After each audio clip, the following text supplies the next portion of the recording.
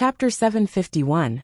If one looked down from the sky, one would see that the vast earth was covered in black dots. These were tens of thousands of black tents. Around these black tents, sparks flew as furnaces spewed flames into the sky. Next to the furnaces was a bare-chested Uzun blacksmith, his back drenched in sweat, and his skin bronze in the heat of the furnace. He was currently hammering away at his plate armor. In the Ney Plateau, a muscular Uzun highland steed galloped by, stirring up a cloud of dust. On its back was an Uzun soldier, his expression savage as he loudly bellowed, "Gallop! 1, 2, 3, 4. Thousands of Uzun cavalry followed closely behind this warhorse. But unlike ordinary Uzun cavalry, the armor on these Uzun cavalry was clearly incomplete, and their armor was not the usual black but green. In the Uzun Plateau, only one kind of person would wear this green armor: recruits. Strong winds blew and flags fluttered in the wind. If one's gaze was fixed on the center of this area, they would discover a black war flag, over 200 feet long, fluttering in the air. On the black war flag, a white elephant standing upright, and a crisscrossing scimitar pattern, was extremely eye-catching. This was Tsongkha's Zhangshung Recruit Training Center, the most famous recruit training center of the Uzun Empire, and the largest of the 3 major recruit training camps. Tsongkha trained recruits for the Uzun Empire, and provided an endless supply of fresh blood. At the same time, he was highly regarded by the 4 royal lineages of the Uzun Empire. Whether it was Huashu Wuzong or Dusong Mengpoch, a significant portion of the soldiers under the command of these imperial great generals had come from Tsongkha. Every year, the number of recruits trained here could reach 20 to 30,000. Flap flap. With a flap of its wings, a black messenger pigeon swooped down and quickly flew into the center of the camp, into the largest black tent. Inside the tent, an arm wrapped in black armor reached out and quickly caught the black carrier pigeon that flew down from the sky. "General, it's a letter from Sir Dian Mengpoch," a voice rang out in the tent. It was a young Uzun bodyguard in black armor. With the carrier pigeon on his arm, he turned around and said to the tall and sturdy figure, with an aura as vast as the mountains and seas. The tent was very quiet. There was not the slightest sound, only the sound of blades scraping against bones. "Read it." After a long while, a voice rang out in the tent. Following a series of clanking sounds, a dignified Uzun general in his 30s or 40s slowly raised his head from the center of the tent. This Uzun general had a dark red face and was dressed in armor. He was seated on a chair made of yak bones, one hand gripping an Uzun scimitar, while the other was polishing a yak horn more than 2 feet long. Disturbed by his bodyguard, the dignified Uzun general changed his posture, loosened his grip on the scimitar and yak blade, and turned to the bodyguard. His eyes were as cold and piercing as those of a Bodhivajra Buddha forged from iron and bronze, striking fear into the hearts of all who looked at them. Yes, the bodyguard only glanced at him before lowering his head and beginning to read the contents of the letter. Written by Shibosh, Chishi is in a state of emergency.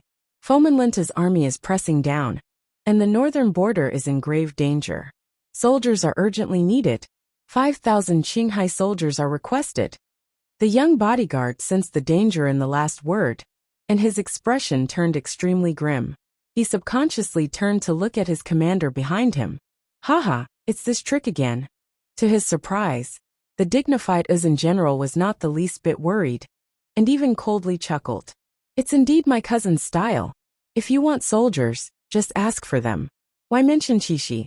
Our Uzun Plateau is easy to defend and hard to attack. If we really run into a powerful foe, we can just have the shepherd's retreat. And when did the northern border become in a state of emergency? Moreover, if I remember correctly, even if Fomenlinta is enraged, it should be because he led the White Braves in a sneak attack on their base and killed Pulin, he and his 5,000 Tang soldiers. Right? Since he wanted to launch a sneak attack, did he not think of what an enraged Fomenlinta would do? In the end, he's just targeting my several thousand Qinghai soldiers." At the edge of the tent, the young Uzun bodyguard was dumbstruck.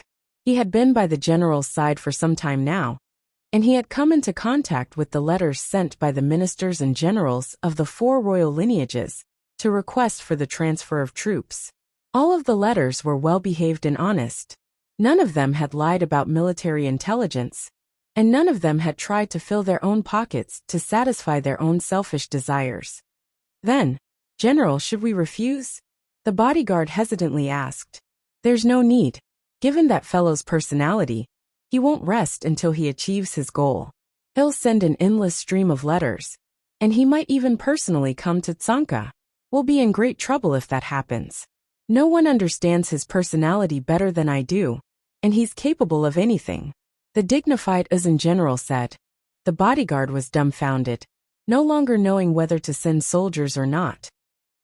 But this time he's been a villain for nothing. The Tsempo's letter has already been sent to me. Even if he hadn't requested it, I would still have sent soldiers to him. Write a reply for me. Tell him that there's no need to worry about soldiers. 3 months from now, the first wave of 8,000 cavalry will be sent to the northern border after completing their training.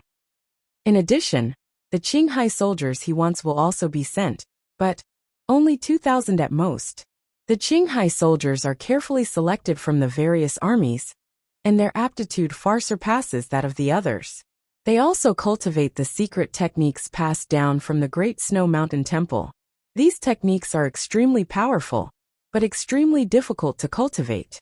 Aside from them, no other soldier can cultivate them.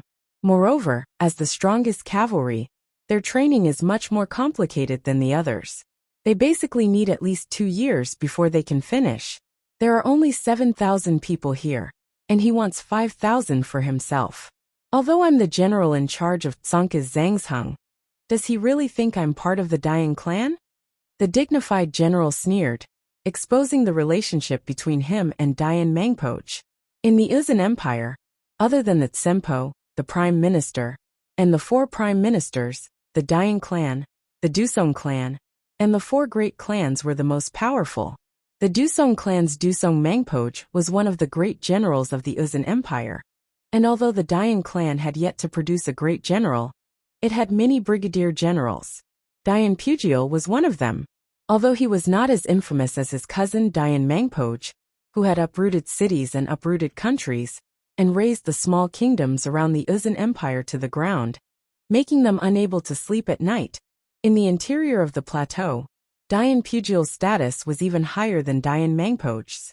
Dian Pugiel had sent countless soldiers to the 4 royal lineages of the Uzun Empire, and even the 4 vassals, and the 4 prime ministers, were extremely courteous to Dian Pugiel. Yes, your subordinate will do so, the young guard hurriedly said as he prepared to leave. Wait a moment. As if recalling something, Dian Pugiel suddenly called out to that guard who was about to leave. Help me investigate that youth from the Tang dynasty called Wang Chong. Gather all the information on him, including his family and background. Yes, General. The young guard froze for a moment, but he quickly left. In the tent, as Dian Pugiel watched his bodyguard leave, his eyes dazed for a moment. He quickly retracted his gaze and lowered his head to a map in front of him. This was an exquisite map of the Uzun Empire, but around the Uzun Empire, Sindhu, the western regions, the Abbasid Caliphate, the Turks, and even the Tang dynasty were all visible. Dian Pugiel's gaze swept over the map, quickly settling on a red dot in the northeast of Yusang. Wushang. This was the place where that youth from the Tang dynasty, who had attracted the attention of countless people in Uzun, resided. Dian Pugiel had overseen Tsanka for many years, but he had never encountered a Tang people who could attract so much attention. Dusong Mangpoch and Dian Mangpoch had already gone there. Even the Tsempo had broken protocol and sent a letter for the first time, asking about the Elephant Bear training camp and requesting that more soldiers be sent to the north. In Dian Pugiel's entire life, he had never encountered such a situation. And all this was because of a youth from the Tang dynasty called Wang Chong. I really want to know, just what sort of person is this Tang people? As this thought flitted through Dian Pugiel's mind, he quickly calmed down. Crack! A scimitar swept through the void, and with a flash of cold light, it was accompanied by a series of crisp sounds, and clusters of thorns and branches were instantly cut in half. Whoosh! A triangular-headed green snake shot out from the nearby bushes like a bolt of lightning. However, just as it shot out 3 feet, It was grabbed by a powerful palm in midair. The huge thumb squeezed hard, and with a poochy sound, juice splattered everywhere. The head of the triangular-headed green snake was crushed into pieces. Go! Pay attention to the thorns on both sides. Vanguard, clear the gravel beneath your feet, and clear the path for the warhorses. Keep up, keep up. Be careful to hide. Don't get exposed. As the east gradually brightened, no one noticed that a force of 5,000 was advancing through the lush forest toward the plateau. This was an extremely narrow path, winding and twisting like a belt that extended from Longxi all the way to the towering Uzun Plateau. Marquis, how much longer do we have to go up? Chung Sanyuan asked in a low voice. Another hour. It should be daybreak by the time we get there. Wang Chong said. As he rode on his warhorse, he constantly scanned his surroundings. Everything around him seemed familiar, but it was not exactly the same. This was not his first time here, nor was it his first time passing through this winding path. However, it was obvious that up until now, no one had discovered this hidden passage apart from him. In other words, this place was still in an unexplored state. Thorns and shrubs grew everywhere, as well as the twisting branches that extended from both sides, and the occasional venomous snake. They had already killed several hundred venomous snakes. Any other army would have long since found it difficult to advance. But to the Wuxiang people, who had grown up in the high mountains and precipitous cliffs, this was nothing more than child's play. Not a single venomous snake had been able to get close, much less launch a sneak attack. Moreover, the Wuxiang people were also able to harvest and clear away the thorns blocking the path with incredible speed. This was something no ordinary army could accomplish. Chapter 752. Inform General Huang Batian to speed up and clear a path to the summit as quickly as possible, Wang Chong said. Yes, Marquis. In addition, Zhang Ke, have your Eagle team keep an eye out for scouting birds. In addition, Zhang Ke, have your Eagle squad pay attention. Clear out all the scouting birds above us. In addition, Zhang Ke, have your Eagle team keep an eye out for scouting birds. One order after another was issued, and the 5,000 Wuxiang cavalry advanced with unprecedented efficiency and speed through the winding path. A gentle breeze blew, carrying with it the chill and gloominess of the plateau. Looking back now, one would see that the back of the army was shrouded in clouds. All the mountains that they had come from seemed incomparably small. Even the towering Sky Pillar Mountain that they had come from seemed like an ant. From last night until now, everyone had been following this path for 8 to 10 hours. They were now 3,000 to 4,000 meters above sea level, not far from the plateau. Time slowly passed as Wang Chong and his 5,000 cavalry silently advanced along this seemingly forgotten path. An hour later, with a fierce neigh and a flapping mane, a large and muscular Turkic warhorse galloped out of the plateau. 1 horse, 2 horses, 3 horses, 4 horses, countless Wuxiang cavalry leaped onto the plateau. In a flash of blue, Wang Chong's cape flapped in the wind as he ascended the plateau. We've finally arrived. As Wang Chong sat on his warhorse and breathed in the air unique to the Uzun Plateau, he mentally gave a long sigh. After all this time, he had finally set foot on the territory of the Uzun Plateau. This was the first time Wang Chong had ever set foot on this plateau since his reincarnation. Raising his head, the sky above him seemed to overlap with some of the scenes in his memories. In his previous life, Wang Chong had to wait for the catastrophe to happen before he had the opportunity to ascend here. However, everything was destined to be different now. Ha, Marquis, we've finally reached the Uzun Highlands. Looking at the sight before them, the crowd burst into laughter. Ever since they had left the city of steel yesterday, Wang Chong had not made it clear why they were marching. But now, as they leapt onto the Uzun Plateau and saw this scenery they had never seen before, they couldn't help but feel heartfelt admiration for Wang Chong. Since ancient times, there had only been 4 paths leading to the Uzun Plateau from the Tang dynasty. One was the southwest path guarded by Zhangqiu Jinqiong, the other was the path guarded by Geshu Han of Longxi, the third was the path guarded by Fomen Linta of Qixi, and the last was the path guarded by the 4 garrisons of Anxi, which was guarded by Gao Xianji. There was no other way. No one had expected that there would be another path, hidden deep in the forests of Longxi. and Wang Chong had brought them here precisely to pass through this secret path that no one had ever discovered and enter the Uzun Plateau. Zhang Ke, lead the way, Wang Chong said. Yes, Marquis. Zhang Ke excitedly galloped off. Cree! With a shrill cry, the foot-long rock eagle spread its wings and soared into the air. Hiya! The hooves of the war horses kicked up a cloud of dust as they swiftly assembled and followed the rock eagle into the interior of the Uzun Plateau. Several hundred li passed in the blink of an eye, and the 5,000 Wuxian cavalry made a beeline for Zhongka's Zhangsheng recruit training camp without the slightest hesitation. Dawn was the time when people were the most lazy, and also the time when people were the least vigilant. The group traveled for hundreds of kilometers without attracting anyone's attention. Several hours later, a shrill screech could be heard as rock eagles, sea eagles, and large condors appeared in the air, circling in the air in front of them. Marquis, we've been discovered. Those are Uzun's scouting birds, Zhang Ke nervously said when he saw the rock eagles and teal eagles in the sky. It's fine. If they've been discovered, then so be it. We're already here, so there's no need to hide. Wang Chong looked up at the sky and smiled. He could already see a dense mass of tents on the distant horizon. In the center of those tents, a massive black banner fluttered in the wind. Zhongka, Zhangsheng Recruit Training Camp. Everything was exactly as he had expected. Not even that legendary Prime Minister of Uzun could have imagined that he would appear here. Get ready. There's going to be a tough battle. Wang Chong looked into the distance, a sharp light flashing through his eyes. Cree. While Wang Chong's party had appeared on the edge of Zhongka and discovered Uzun's scouting birds, Uzun's people had also discovered Wang Chong's party. A rock eagle flew like a bolt of lightning into the largest black tent in the center. Reporting. A scout has reported that an unknown target has been discovered up ahead. In the tent, a guard knelt on the ground and reported. In the black tent, upon hearing the guard's report, Dian Pugil's expression sank, and he slightly creased his brow. What nonsense are you saying?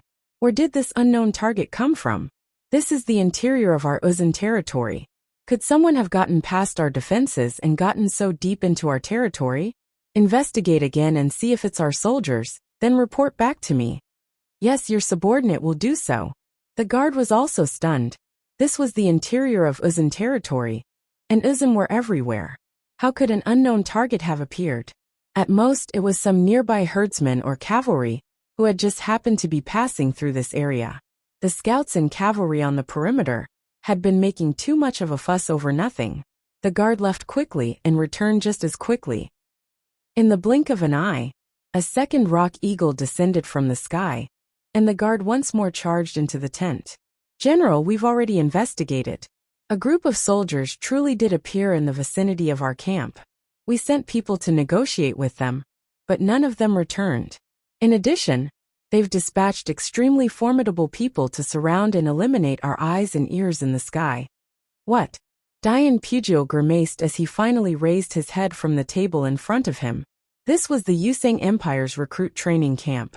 If the other party was a nearby herdsman or some other army passing through, they would never try to clear out the birds in the sky, and they certainly wouldn't try to deal with the people the training camp had sent to negotiate with them. Take me out to take a look. Dian Pugil knew that something was wrong and immediately stood up, circled around the table, and rushed out of the tent. Cree.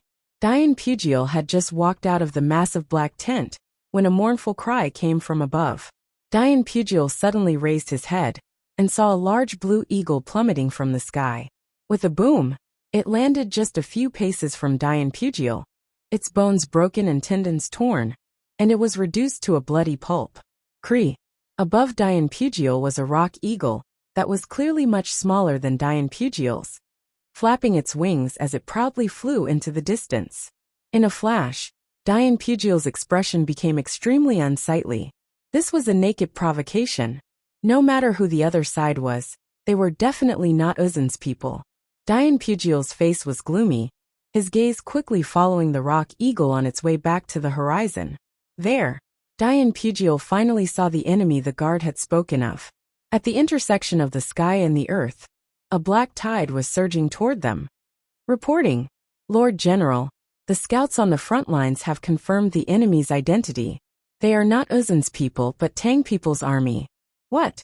Even though Dian Pugiel had mentally prepared himself, he still trembled in shock at these words. Tang people? How could they be here? How had they gotten around our defense line without anyone noticing? Someone, hurry and find out how many soldiers they have, Dian Pugiel anxiously said. Yes, General. Uzin's guards flew off. The guards left quickly and arrived even faster. At such a close distance, it was far too easy to find out how many soldiers there were. Reporting to General, we've already found the enemy's numbers. There are 5,000 Tang people, all of them cavalry, and they are currently rushing in our direction. 5,000. Dian Pugiel had a grave expression at the start, but upon hearing this number, he quickly sneered. A trifling 5,000 soldiers actually dared to venture so deep into the plateau? They're simply seeking death. Pass on my order. All soldiers, gather and prepare for battle. Dian Pugiel's pupils constricted as he swiftly issued the order to prepare for battle.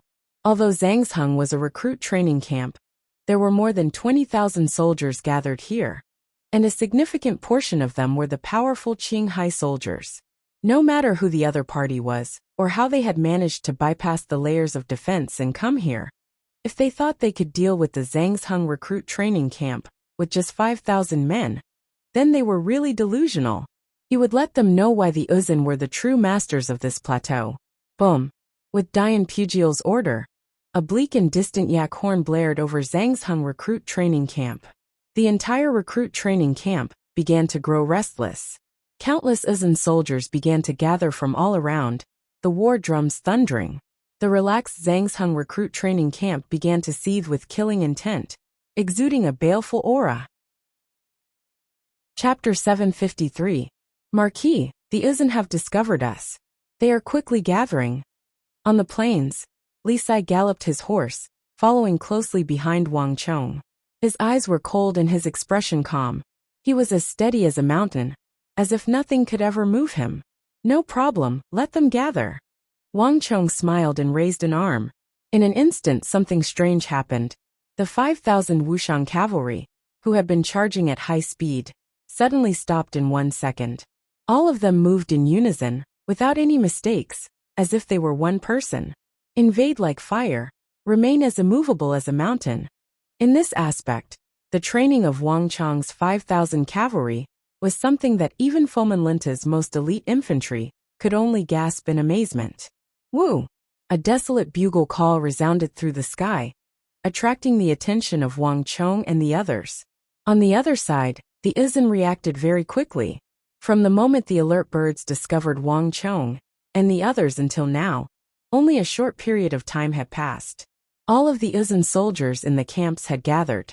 Even those bare-chested blacksmiths quickly put on their armor and went into battle. Tens of thousands of Uzin soldiers rode on the Highland steeds, the most famous Highland steeds of the Highland. Kicking up a cloud of dust, they marched in the direction of Wang Chong and the others. In front of the vast sea of Uzin cavalry, the 5,000 Wuxian cavalry were like a luster in front of the bright moon. In an instant, they became dim and colorless. "My lord, the enemy has a lot of men, far more than us." Li Sai's voice came from beside his ear, revealing a hint of seriousness. They have a lot more than us." Wang Chong said faintly.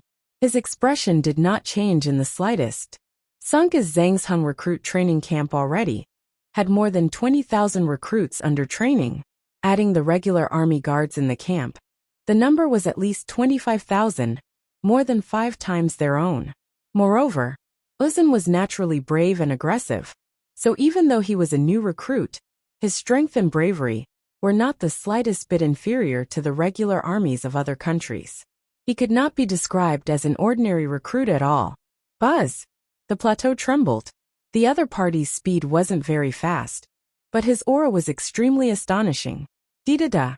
Just as Wang Chong and the others were quietly waiting, a cloud of dust suddenly rose as an Uzin cavalryman suddenly left the formation and charged towards Wang Chong and the others.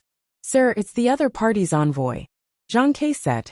Ever since Wang Chong had established the Eagle Squad, Zhang Ke had been formally inducted into the army, assuming the roles of both messenger and scout. There's nothing to talk about. Wang Chong sneered as he looked at the other side. When two armies fought, if both sides were of equal strength, they would often send envoys to each other. However, although they were called envoys, they were actually just probing. The Izan side probably still had no idea how they had gotten into the interior of the plateau. Wang Chong naturally wouldn't give them this chance. Suki, get ready. Yes, Marquis. Suki's expression was profound. As soon as he finished speaking, he reached behind his back and took out a massive bow made of golden silk. This bow was nearly 4 fingers wide, and the bowstring was made from the tendons of an alligator and a tendon of a 10-year-old water buffalo. It was also interlaced with golden silk, making it extremely powerful. Bang! There was a shrill whistle as the bowstring vibrated. A moment later, a golden arrow 4 feet long shot through the air like a bolt of lightning, piercing through the Tibetan cavalry several li away with a single arrow. Translated by Hypersheep 325. The sharp arrow pierced through his neck and came out from the back of his neck. The huge force directly shot his head off his neck and sent it flying high into the air. This abrupt scene took everyone by surprise. In the distance, the vast Uzan army suddenly froze. Bastard! A furious roar came from the distance. It was not in Uzan, but in the Han that everyone was familiar with. In front of the vast Tibetan army, a muscular general, riding a red warhorse, was seething with rage. He unsheathed his sword and pointed it at the distant Wang Chong's forces, his body exploding with an aura as vast as the sea. Prepare to attack. Rumble. The sound of metal clanging reverberated through the heavens. Even from several li away, one could clearly hear the earth-shattering roar. Under the gaze of countless people, a dark red halo of thorns fell from the body of the red warhorse general. When it landed on the ground, it quickly turned into halos of light that shot across the entire army. In just the blink of an eye, the 20,000 Uzan soldiers looked solemn. Their auras surged, completely different from before. Woo! The earth trembled. The released halo was like some sort of signal. In an instant, a desolate and muffled sound of a yak's horn sounded from the Uzan army. The dense and motionless Uzan army quickly moved upon hearing the sound of the horn. Moreover, they continued to accelerate, moving faster and faster.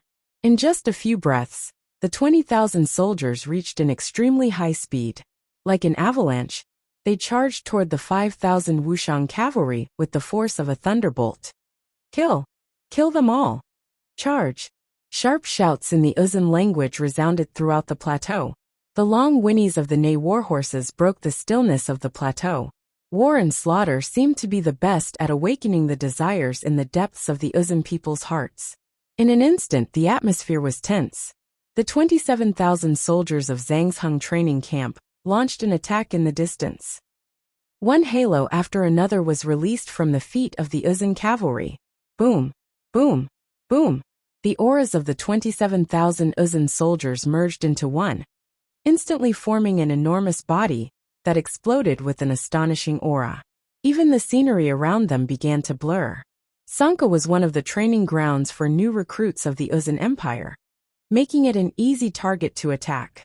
But that didn't mean that Sanka was truly vulnerable to attack. More than 27,000 Uzan cavalry, all equipped with plate armor, was enough to force any enemy who coveted this place to retract their claws and reflect on themselves. Rumble! The earth quaked and dust billowed. Even the wild grass, affected by the aura in the distance, toppled over in the direction of Wang Chong and the others. The wind howled, but the 5,000 Wuxian cavalry did not move at all. They were as calm as mountains. The distance between them continued to shrink, and the quaking grew stronger and stronger. 10 li for li, 5 li, ready. When they were less than 3 li away, clang.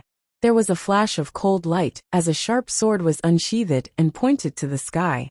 Against the backdrop of the rising sun, Wang Chong's robes fluttered in the wind as his calm voice resounded throughout the area. Charge! Rumble! The order was like a boulder falling into a lake, giving rise to huge waves. The Wuxian cavalry, which had been silent and unmoving, suddenly leapt out from behind Wang Chong like an arrow released from a bow. In that instant, the heavens shook and the earth shook. When the 5,000 Wuxiang cavalry leapt out with the same movement and speed, the aura they exuded was enough to stun any opponent. Nay! The wind howled and the warhorses neighed. The originally calm plateau was suddenly covered in thick clouds of battle. The atmosphere was so tense that it was suffocating. Kill! In the face of an opponent who far outnumbered them, the 5,000 Wuxiang cavalry did not retreat at all. Like a king who never knew fear, they charged forward in a straight line. 1 second, 2 seconds, 3 seconds, time passed slowly. The earth trembled under the feet of the 5,000 cavalry, as if it could not withstand the gravity. As for the 5,000 Wuxiang cavalry, they were getting faster and faster. For seconds, 5 seconds, 6 seconds, smoke and dust billowed into the sky. A huge horse hoof rose into the air and landed heavily on the ground, trampling a patch of wild grass into dust, leaving a deep hoof print. Then it quickly leapt forward. On the back of the horse, the Wuxiang cavalry looked nervous, but they were more determined. For the newly trained cavalry, this was their first time participating in a real battle, and they were facing an enemy several times their size. However, compared to the ordinary new soldiers, the 5,000 Wuxiang cavalry were much calmer. Wuxiang village was filled with towering mountains and precipitous cliffs. Walking there was like walking on the edge of life and death. If one was not careful, they would fall into a bottomless abyss and be smashed to pieces. Having lived in such an environment for many years, the fear of death of the Wuxiang people was far less than that of ordinary people. They were also more accustomed to the harsh battlefield. 7 seconds, 8 seconds, 9 seconds, the distance between the two sides was getting closer. At this time, the Uzun people in the distance were no longer black dots, but gradually became clearer. They could even see the armors on their bodies from several miles away. Clang! A pitch-black halo of thorns suddenly fell from the body of a Wuxiang cavalryman. It landed on the ground and enveloped the cavalryman. Then a second, a third, a fourth. In just a short period of time, 5,000 pitch-black halos with edges as sharp as blades were suddenly released from the bodies of the Wuxiang cavalrymen. In an instant, the aura of the 5,000 Wuxiang cavalrymen doubled. The aura around them became profound and powerful. Even the light that passed through them became distorted. Whoosh! The black halo swept across a patch of wild grass. Grass fragments flew everywhere, as if the grass had been cut by a sharp blade. The Wuxiang halo! The 5,000 Wuxiang cavalrymen had finally displayed the halo of the strongest cavalry that had shaken the world in the past. Rumble! Chapter 754. Ready! With a roar, Wang Chong finally released the halo of Dusk Stallion in his body. There was a metallic clattering as a black halo with sharp edges and a dark red tint emerged from Wang Chong's feet and spread to all the Wuxiang cavalry. Bolstered by the halo of Dusk Stallion, the already powerful Wuxiang cavalry instantly swelled in strength, speed, and dexterity. But it was far from over. In the blink of an eye, a second halo of Dusk Stallion descended from Wang Chong's body and spread to the entire army, and then a third. After returning from the southwest, Wang Chong's halo of Dusk Stallion had also expanded, going from the true martial realm to the imperial martial realm. And the one halo had also increased to 3. The 3 halos of Dusk Stallion boosted the strength of all the Wuxiang cavalry to an inconceivable level. Most frightening of all was that under the effects of the halo of Dusk Stallion, the 5,000 top-quality Turkic warhorses seemed to break through some sort of barrier. They seemed to be flying, leaving behind afterimages in the air. If the speed of an ordinary warhorse was taken as an example, then the Wuxiang cavalry had already reached twice the speed of an ordinary warhorse. As if sensing the change in the Wuxiang cavalry, the Uzun army began to cry out in alarm. What's going on? They're so fast. Just how did these Tang people do it? How can they have such fast horses? The highland steeds of the Uzun had grown up on the plateau and had sturdy bodies, incredible endurance, and terrifying charging speeds. This was also the reason why the Uzun could challenge the Tang dynasty and even intimidate the kingdoms of the western regions. To the Uzun, the highland steed was one of the best warhorses in the world. But the Tang people clearly did not raise warhorses, nor did they have any pastures, yet their warhorses were much faster. Get ready! Just when Uzun's troops were in a slight state of chaos, a dignified, calm, and sonorous voice resounded through the sky. At this time, the only person who could maintain his calm was the general in charge of Zhangsheng recruit training camp, Dian Pujiel. His expression was calm, and there was not the slightest fluctuation on his steel-like face. From the beginning to the end, his gaze was locked onto Wang Chong. As the general in charge of Zhangsheng recruit training camp, Dian Pujiel had a thorough understanding of the military system of the surrounding kingdoms, including that of the Tang dynasty. The young man, riding on a Turkic warhorse in the center, was clearly the commander of the entire Tang people's army. In Dian Pujiel's memories, there had never been such a young cavalry general in the Longxi region. But in Dian Pujiel's memories, there was someone else who could match this young man. But at this moment, it didn't matter who the other party was. Echelon formation charge. Dian Pujiel rode his red warhorse in the middle of the army.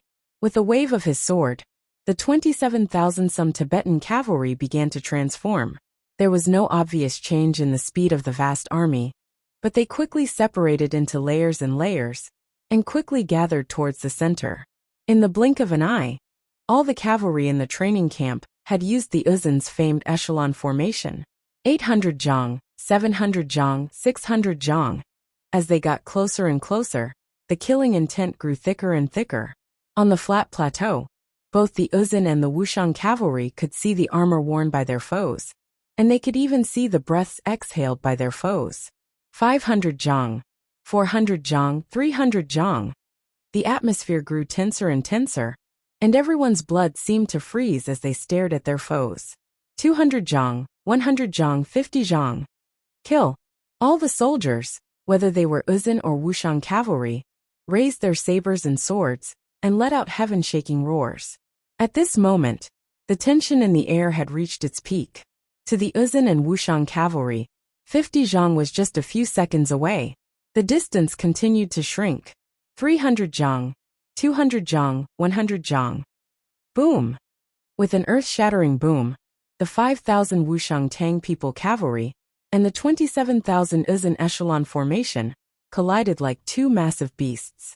In an instant, the cries of warhorses, the clashing of sabers and swords, and the screams of soldiers from both sides mixed into one.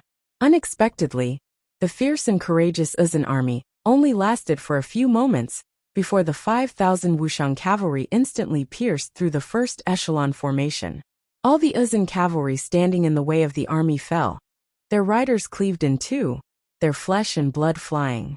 On this plateau far from the central plains, Wang Chong's 5,000 Wuxian cavalry displayed their overwhelming strength for the first time. Many Uzun cavalry didn't even get close before they were cleaved in two by the peerlessly sharp halo of Dusk Stallion, all of them dead. Don't panic.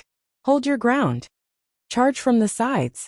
The panicked shouts of the Uzun officers resounded over the battlefield, but before they could adjust their tactics, the 5,000 Wuxian cavalry had already pierced through the second echelon formation, and then the third, the fourth in front of Wang Chong's Wuxian cavalry. The attacks and defenses of the Uzun soldiers were like pieces of paper. All the Uzun cavalry couldn't even stop Wang Chong's army for a moment.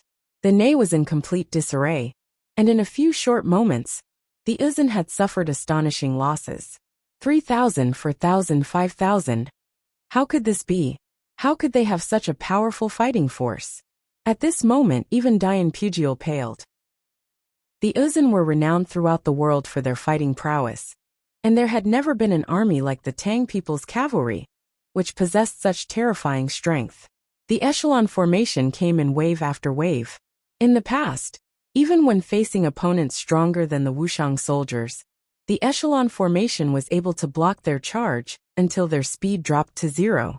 In this kind of wilderness, without speed, cavalry would only be a dead end. But even after piercing 10-some echelon formations, the Tang dynasty cavalry showed no signs of slowing down. Bang! Bang! Bang! Ah! If one looked down from the sky, one could see that the 27,000 Uzun soldiers had been completely pierced through by Wang Chong's cavalry. Cutting formation. The moment the 5,000 Wuxian cavalry pierced through the Uzun army, Wang Chong raised his sword and issued another order. Boom! The 5,000 soldiers made a sharp turn at an extremely high speed.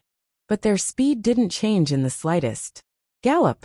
With the galloping of hooves, the 5,000 cavalry suddenly adopted a completely different strategy. In the blink of an eye, the army suddenly broke up into smaller groups that intersected with each other like nooses, slashing at the Tibetan army on either side of them. The 3 halos of Dusk Stallion boosted the 5,000 Wuxiang cavalry to an astonishing speed. In just a few seconds, Wang Chong's 5,000 cavalry had once more caught up to the Uzun army. These Uzun soldiers had originally been charging at Wang Chong's forces, but now, due to the inertia of their high-speed charge, they were being chased by Wang Chong and attacked from the rear, instantly throwing the army into chaos. Rumble! Countless warhorses howled as they toppled to the ground. Wang Chong's group was much faster than them. Ah! Careful, they're coming from the rear. Run, run! Just what sort of army is this? How could there be cavalry this fast? All the Uzun soldiers were stunned by the Tang people's army. In their minds, cavalry, no matter how fast, had a limit. But this Tang people's army had completely shattered their understanding. No army had ever been like them, charging at high speed, piercing through the enemy's formation, and then turning around to catch up. It was like they were completely unaffected by the inertia of the high-speed charge. This completely overturned their understanding of cavalry. Run! This was the only thought in the minds of the Uzun cavalry. Rumble! Rumble! The rear of the Uzun army was in chaos. But this was just the beginning. Sharp blades cut through flesh and blood. Wang Chong's 5,000 cavalry were divided into 100 squads. And like 100 nooses, they crisscrossed and charged at high speed. Even plate armor could not withstand such great power. Although the outside was undamaged, the internal organs inside were already shattered. The power of cavalry, the power of the warhorse's high-speed charge, and the power of the halos. When these 3 powers were combined, it was not something ordinary people could imagine. In this aspect, the Wuxiang cavalry was completely overwhelming. 6,000, 7,000, 8,000. Under the charge of Wang Chong's 5,000 cavalry, the Uzun army was completely routed. Not even 5 minutes had passed since the start of the battle, but more than 8,000 of the 27,000 Uzun soldiers had already been killed, and this number was still rapidly growing. At this moment, all the Uzun soldiers had fear in their eyes. The number of casualties was simply too astonishing.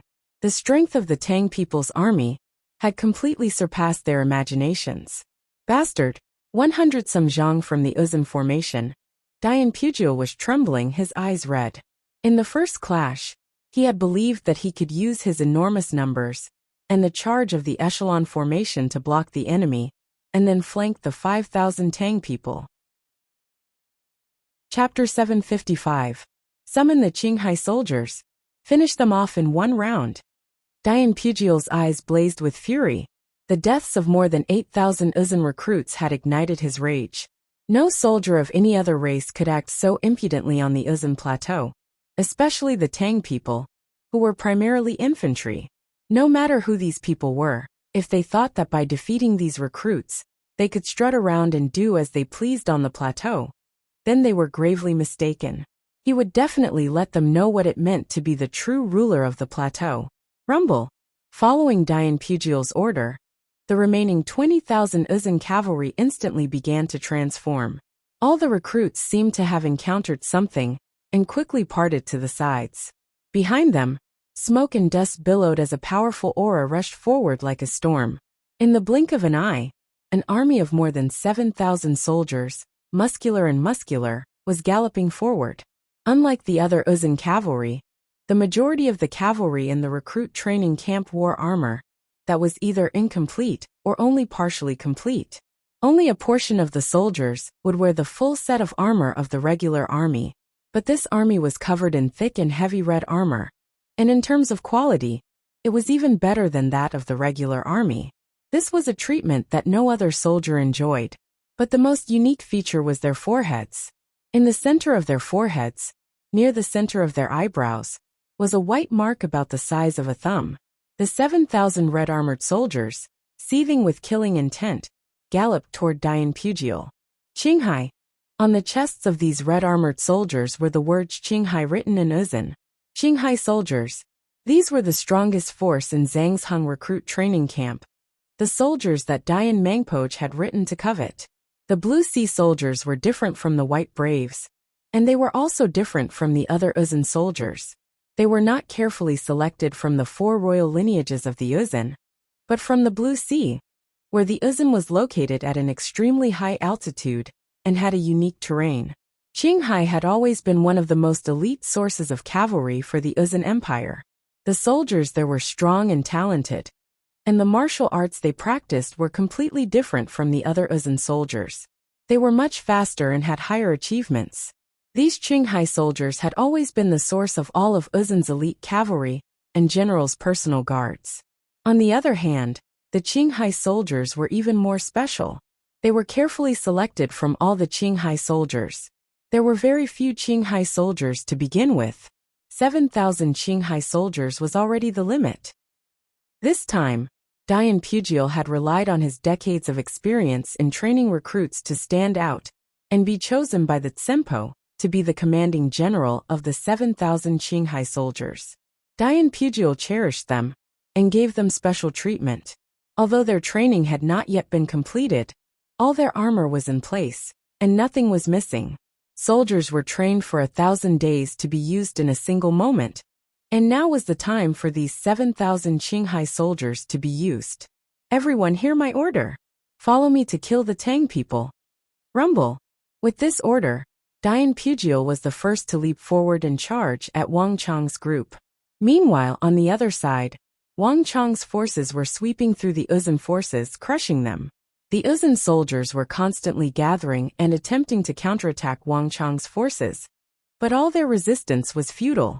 In the face of Wang Chong's cutting formation, the Uzun soldiers didn't even have a chance to regroup before they were scattered.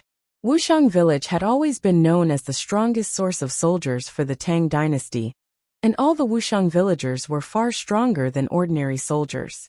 Moreover, the majority of the Wuxiang villagers were close to the profound martial realm, and with the boost from the Wuxiang halo and the halo of Dusk Stallion, the Wuxiang cavalry had completely surpassed the Uzun cavalry. Not even the regular Uzun soldiers could stop them, let alone these new recruits who were still in training. Rumble. One group of Uzun cavalry after another fell. Buzz. As Wang Chong's Wuxiang cavalry were slaughtering their way through, a strange feeling suddenly welled up in his heart. Wang Chong sensed something and raised his head. To his left, he saw a Uzun general riding a red warhorse amid a roiling cloud of dust. Behind him were tens of thousands of horses, tens of thousands of Uzun cavalry dressed in dark red armor. They seemed to cover the heavens and the earth, as if they could topple mountains and overturn seas. Together with the vast sea of Uzun cavalry, they roared and charged in his direction. Amongst the black-armored Uzun soldiers, these dark red-armored Uzun soldiers stood out from the rest and were extremely eye-catching. Qinghai soldiers. As Wang Chong's gaze drifted over the white insignia on the foreheads of these dark red soldiers, a thought suddenly flashed through his mind. Unlike the White Braves, Wang Chong had seen the Qinghai soldiers before. Their range of activity was not limited to Qixi, but also Longxi.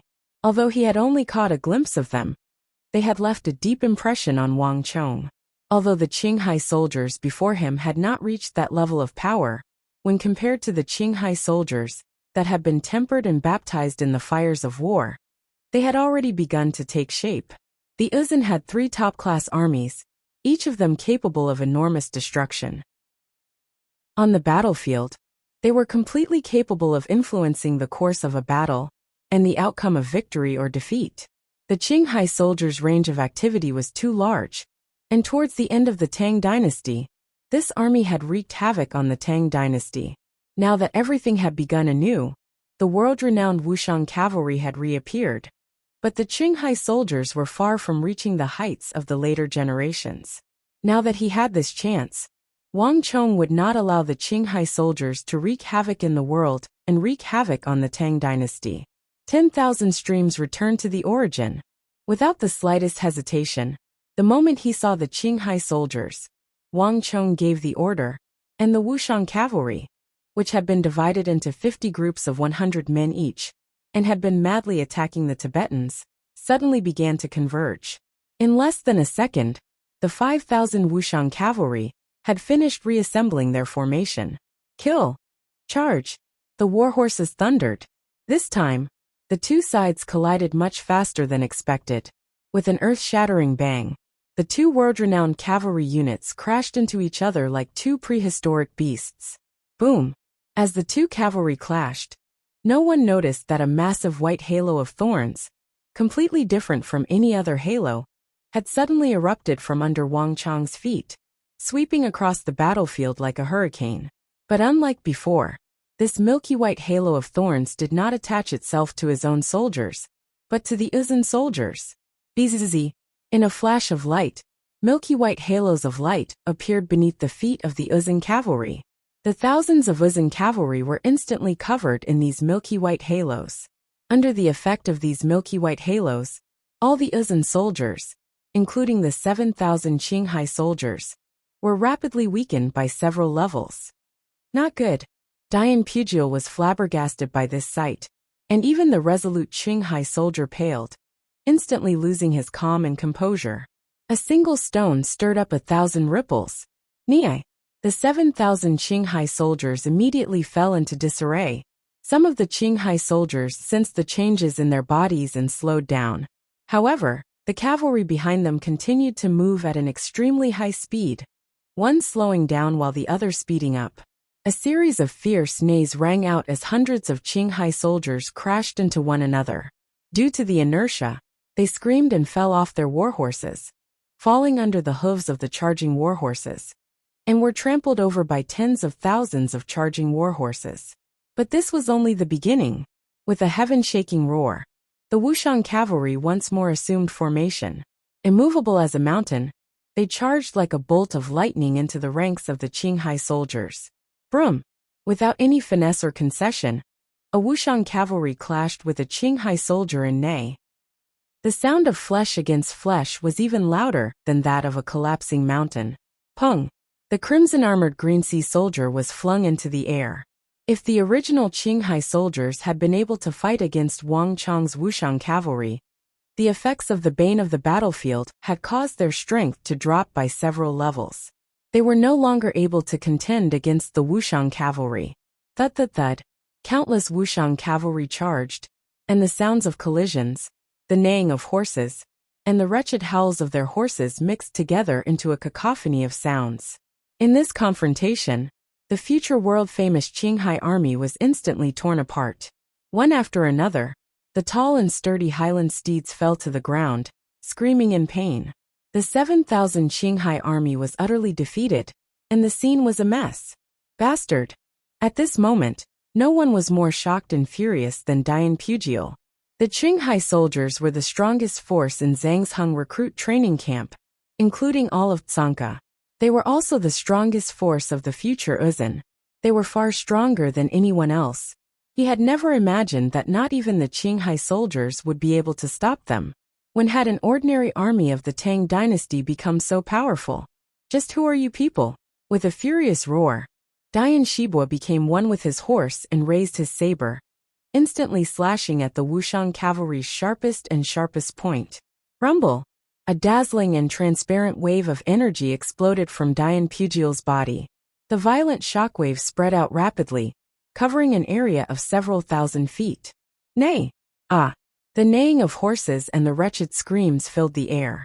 The grass within 100 zhang was blown up, as the Wuxiang cavalry were thrown 10 some zhang into the air like ragdolls before crashing to the ground. Buzz! Chapter 756. This person's existence had instantly altered the course of the battle. Wang Chang's Wuxiang cavalry had been unstoppable, but the obstruction of this Uzun general had caused them to suffer a slight setback. Not only that, under the leadership of this Uzun general, the morale of the other Uzun cavalry soared, and they began to gather behind him, forming a new front line. Dian Pugil! Wang Chang's eyes chilled as he glanced at that red Highland steed, and instantly recognized it. The Uzun general with the highest status in Zhang's recruit training camp was, without a doubt, the Dian Pugil of the Dian clan. Just like Dian Mangpoj, He was also a member of the illustrious Dayan clan of the Uzun Empire. If Dayan Mangpoj could be said to be the Azura of the Uzun Empire, a rabid dog, a venomous snake, and a sharp weapon used to constantly attack the surrounding kingdoms, then Dayan Pujiel was the source of vitality of the Uzun Empire. Overseeing Zhangzhung, Dayan Pujiel had trained countless soldiers for the Uzun Empire over the past few decades.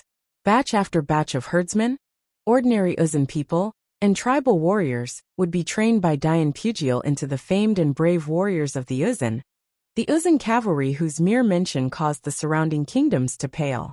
It was precisely because of Dayan Pujiel's existence that a madman like Dayan Mangpoj could engage in a frenzied campaign without any worries. Dayan Pujiel had been involved in the training camp for a very long time. Based on what Wang Chong knew, this commanding general of Zhangzhung had already become Songke's overseer, even before the Tang dynasty's war god Wang Zhongxi had overseen Longxi and Geshu Han, had yet to make a name for himself. Many of the Longxi soldiers that Wang Zhongxi had fought in the past were trained by him. In Uzun, the two cousins, Dayan Pujiel and Dayan Mangpoj, were known as the two Dayan heroes. Although he didn't often go to the front lines to participate in battle, Dayan Pujiel was no less of a threat than Dayan Mangpoj. From a certain perspective, he was even more of a threat than Dayan Mangpoj. Since we've run into each other, then maybe we can only kill them. Wang Chong's pupils constricted, and his eyes instantly emitted an extremely strong killing intent. Dayan Pujiel was extremely powerful, and although his attack just now wasn't as powerful as Dayan Mangpoj's, he was at least at the Saint Martial realm, even higher than Wang Chong's. If it were any other time, Wang Chong might not be his match. However, now that he had the 5,000 strongest Wuxiang iron cavalry, everything was different. Cutting formation. With Wang Chong's order, all the Wuxiang iron cavalry scattered like a goddess scattering flowers. As they scattered, they split into groups of 2, forming 50 groups of around 100 each. Each group was like a chain that pierced into the Uzun army. The speed of the transformation, the strength of the soldiers, and the tacit cooperation made even Dayan Pujiel's eyes widen. He had been training soldiers on the plateau for 10-some years now, and he had trained soldiers of all levels. But not even the strongest soldiers he had trained could be as well trained as this youth of the Tang dynasty. So well coordinated, so disciplined. This level of soldiers was not something that could be trained by ordinary soldiers or commanders. If he hadn't seen it with his own eyes, he would have found it very difficult to imagine that someone could train soldiers on a higher level than him, and that it was a group of Tang people who were not skilled in cavalry. But a moment later, Dayan Pujiel came back to his senses. "Kill for me." Dayan Pujiel's eyes were frigid as he waved his saber and pointed it at Wang Chong. He could already tell that this youth of 16 or 17 was the commander of this strange Tang dynasty cavalry. As long as he could kill him, these Tang people would naturally collapse without a fight, their crisis resolved. Nay! His warhorse neighed as Dayan Shibua became one with his horse, leaping into the air like a heavenly dragon and charging at Wang Chong. "Umph." On the other side, Wang Chong's eyes chilled and he sneered. Whoosh! Slapping his horse, he turned around and charged like a bolt of lightning toward Dayan Pujiel. "Kill! Kill!" With a roar, Wang Chong pointed his sword at Dayan Pujiel as he gave the final order to charge. Boom! Nay! The speed of the two generals was so fast that this distance was nothing to them at all. With an earth-shattering boom, the two figures in the air merged into one and soared into the sky, violently colliding with each other in the void. Clang! At the moment of impact, Wang Chong's body flashed with a dazzling radiance that surged out from Wang Chong's feet and attached itself to Dayan Pujiel's. In the blink of an eye, Dayan Pujiel's strength had dropped. Even someone as determined, calm, and ambitious as Dayan Pujiel couldn't help but grimace at this moment. The martial general halo. In this clash, Wang Chong had immediately unleashed the powerful halo he had obtained from the Stone of Destiny. Rumble! The heavens swayed and the earth quaked. A dazzling light, like a sun descending to the mortal world, erupted from the point where Wang Chong and Dayan Pujiel had clashed, rapidly expanding in every direction. Whoosh! Fierce stellar energy stirred up gales in the area, And all the war horses in this area, whether they were Uzun soldiers, Wuxian cavalry, or Qinghai soldiers, were sent flying. Run! Danger! In the face of a clash between two commanders, as well as two supreme experts, everyone fled in fear. Dian Pugil was an expert at Tier 3 or 4 of the Saint Martial realm, who had been overseeing Sanka for many years, but this was the first time they had seen him fight. As for that youth of the Tang dynasty, although no one knew where he came from, anyone who could directly contend against Lord Dian Pugil could easily imagine his strength.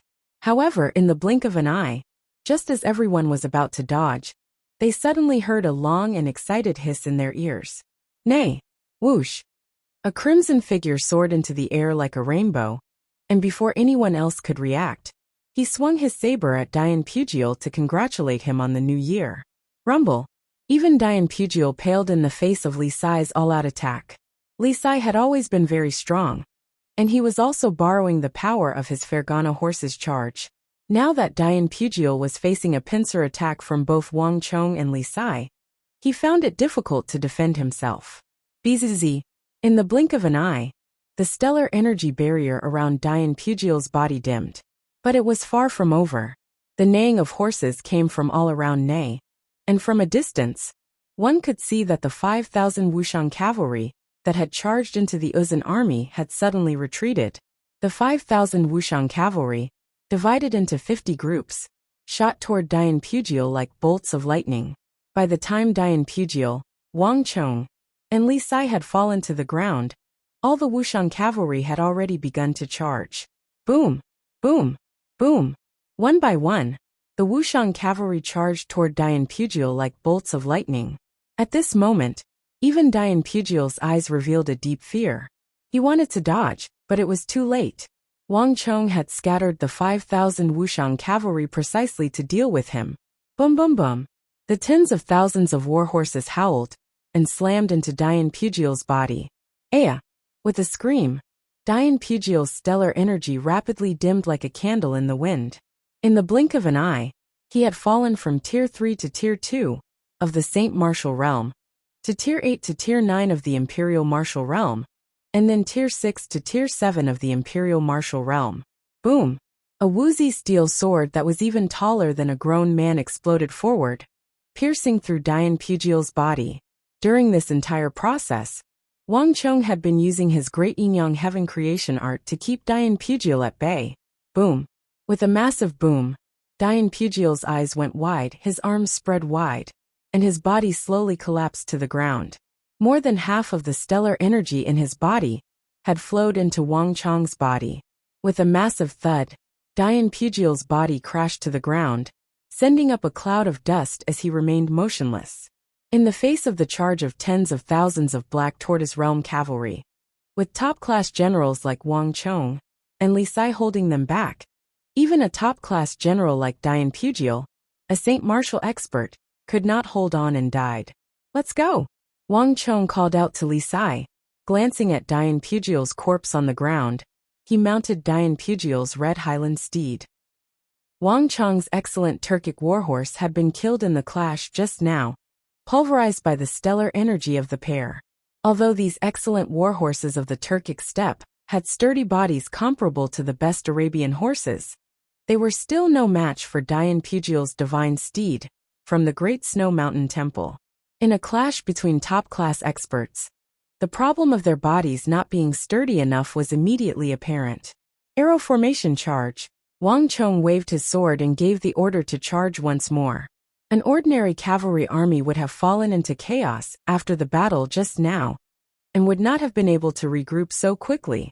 But just a few seconds after Wang Chong's order, Wang Chong's 5,000 Wuxian cavalry shifted into a new arrow formation.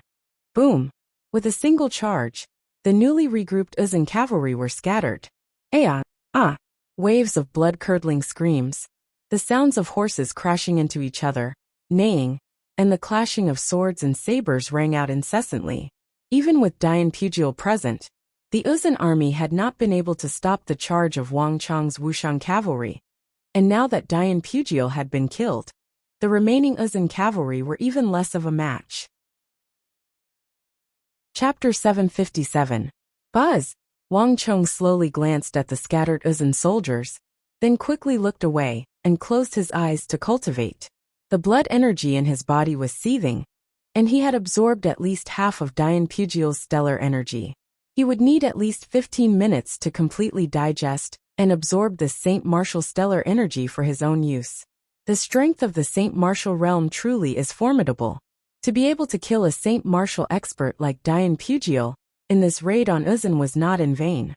Wang Chong's eyes were closed, but his mind was in turmoil. Dian Pugiel had still been too careless. He had been confident in his superior martial arts, but he had no idea what he was up against. In the era of the Great Calamity where all kinds of martial arts were highly integrated, there were far too many ways to deal with those powerful commanders on the battlefield. The cutting formation was one of them. Using the strength of the 5,000 Wuxian cavalry to exhaust Dian Pugiel's stellar energy to the bare minimum, and then kill him in a single blow, was a classic example of the cutting formation. If it were Wang Chong's future opponents, they would naturally know how to use the strength of their army to block the cutting formation. But Dian Pugiel had no such idea. He had not even noticed the other Wuxian cavalry, so it was no surprise that he had ended up dead. "Ah, don't kill me. I'm willing to surrender." Panicked and terrified shouts in Uzun could be heard, but no one besides Wang Chong knew what these Uzun cavalry were saying. Screams filled the air, and the stench of blood was getting thicker and thicker. Wang Chong sat motionlessly on his horse, his eyes closed as he pushed the halo of Dusk Stallion to its limits. Wang Chong was unperturbed by those screams.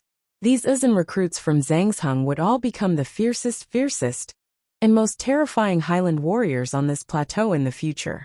They would become the nightmares of all the neighboring countries, including the Tang dynasty. If he showed mercy now, there would be thousands of people of the Tang dynasty who would become the souls of the dead under their iron hooves in the future.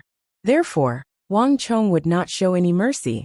The hoofbeats of the war horses, the shouts of the warriors, the sounds of pursuit, and the whistling of the wild grass in the wild wind lingered in his ears. Wang Chong stood there motionlessly. After an unknown amount of time, the sounds of fighting in his ears gradually weakened and slowly became inaudible. Report! Hurried sounds of horse hooves could be heard approaching him.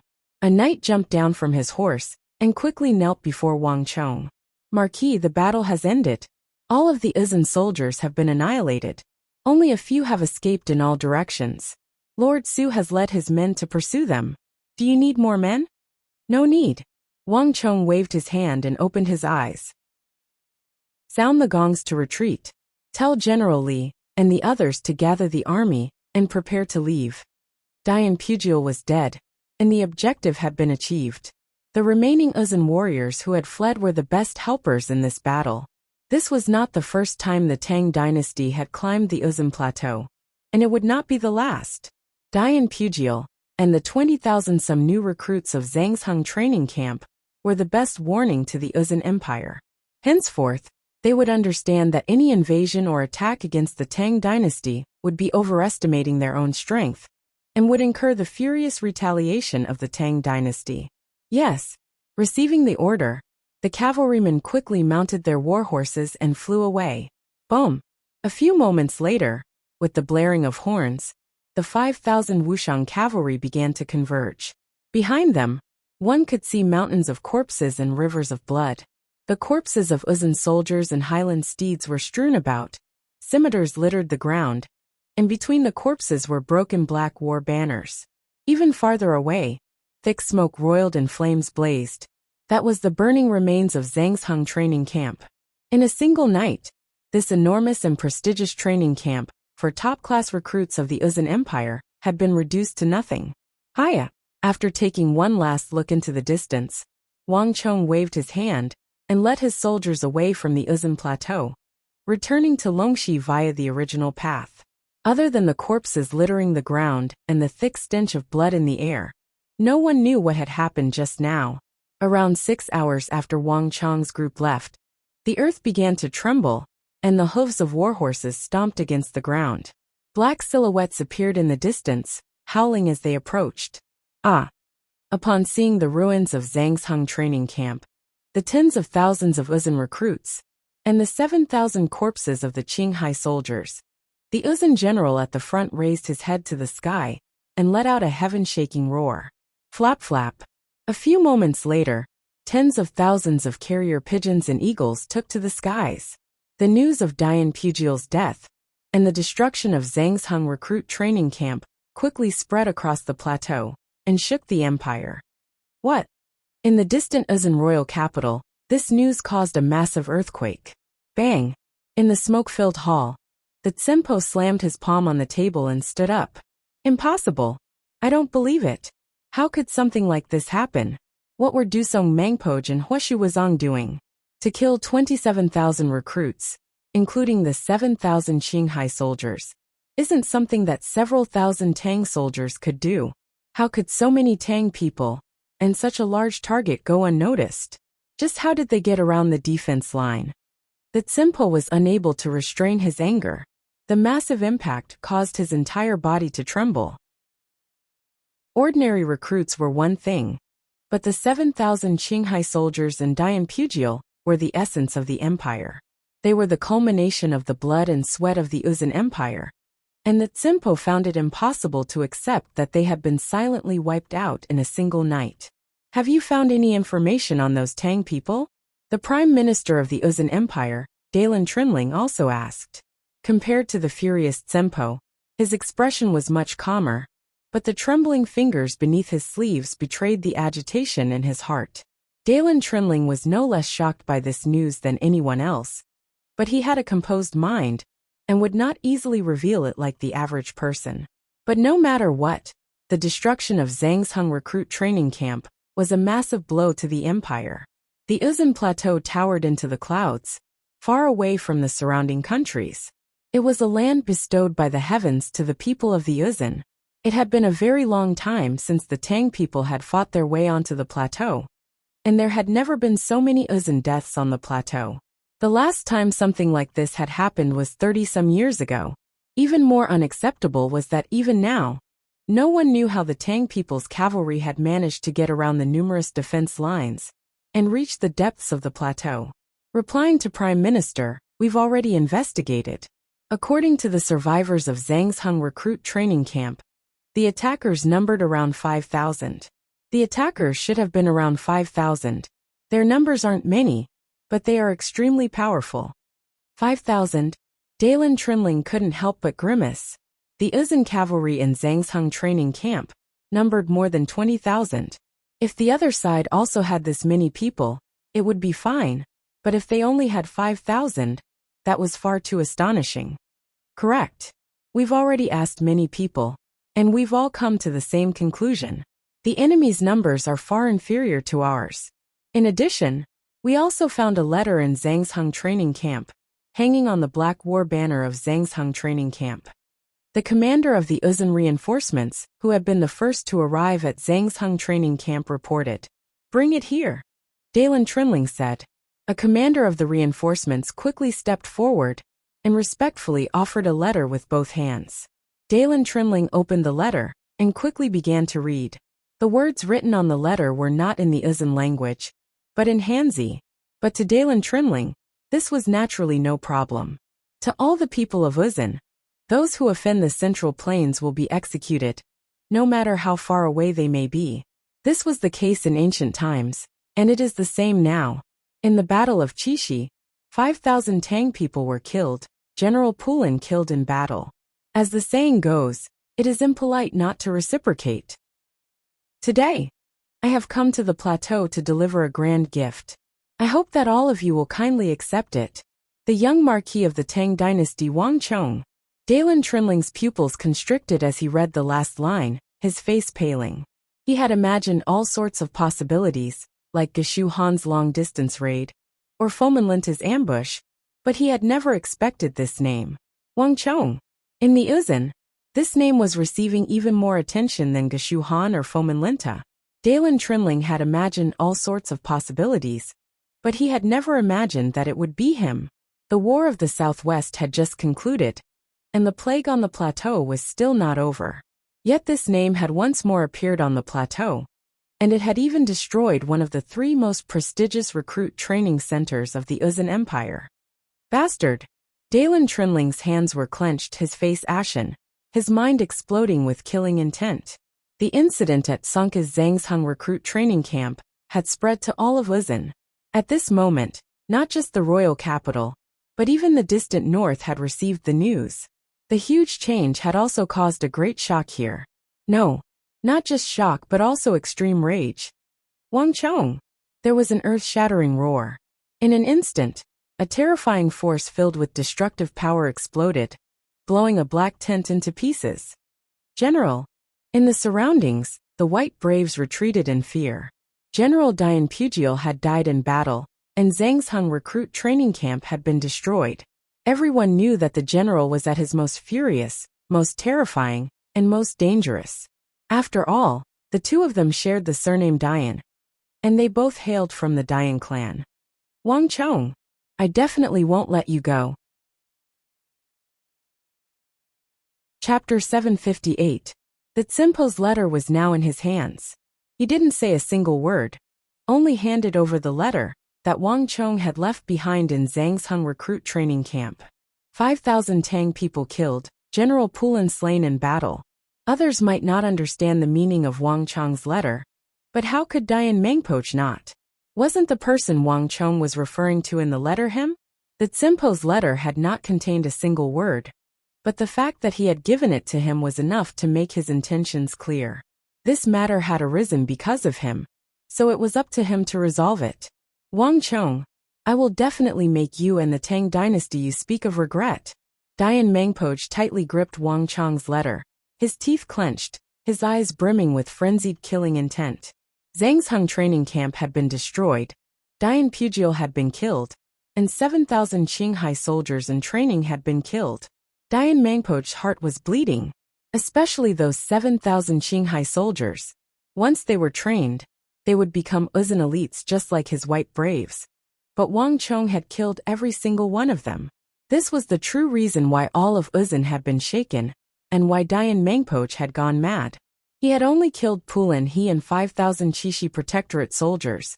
But Wang Chong had destroyed the entire Zhangsheng training camp, Dian Pugiel, 7,000 Qinghai soldiers, and 20,000 new recruits.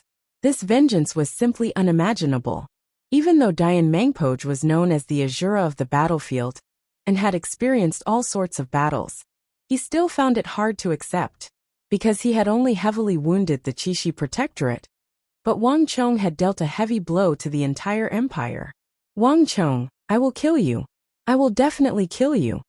Dian Mengpoch clenched his teeth, his mind filled with an indescribable madness and impulsiveness. Pass on my order. Gather the army and prepare to attack the city of steel. But my lord, the city of steel is tall and sturdy, and we are cavalry. We do not have enough siege weapons, nor are we good at attacking cities. Moreover, our last attack has already infuriated Qixi Protector General Fomin Linta. He's currently putting all his strength into defending Qixi. With our strength, we might not be able to get around him. So what? If Fomin Linta dared to stop them, then they would attack Fomin Linta. No matter what, I will make the Tang dynasty pay the price. Dian Mengpoch almost roared out the last sentence. Fomin Linta was an imperial great general of the Tang dynasty, an existence on the same level as Dusong Mengpoch. In terms of pure strength, he was probably a little stronger. Not even Dusong Mengpoch dared to recklessly exchange blows with him, much less the Brigadier General Dian Mengpoch. But Dian Mengpoch couldn't care less. So what if Fomin Linta was there? He wanted to kill. He wanted to kill. A few moments later, Dian Mengpoch had mounted his horse and was charging toward Qixi. At the same time, in the distant Big Dipper city of Longxi, reporting, Lord Protector General, there's been a strange movement on the plateau.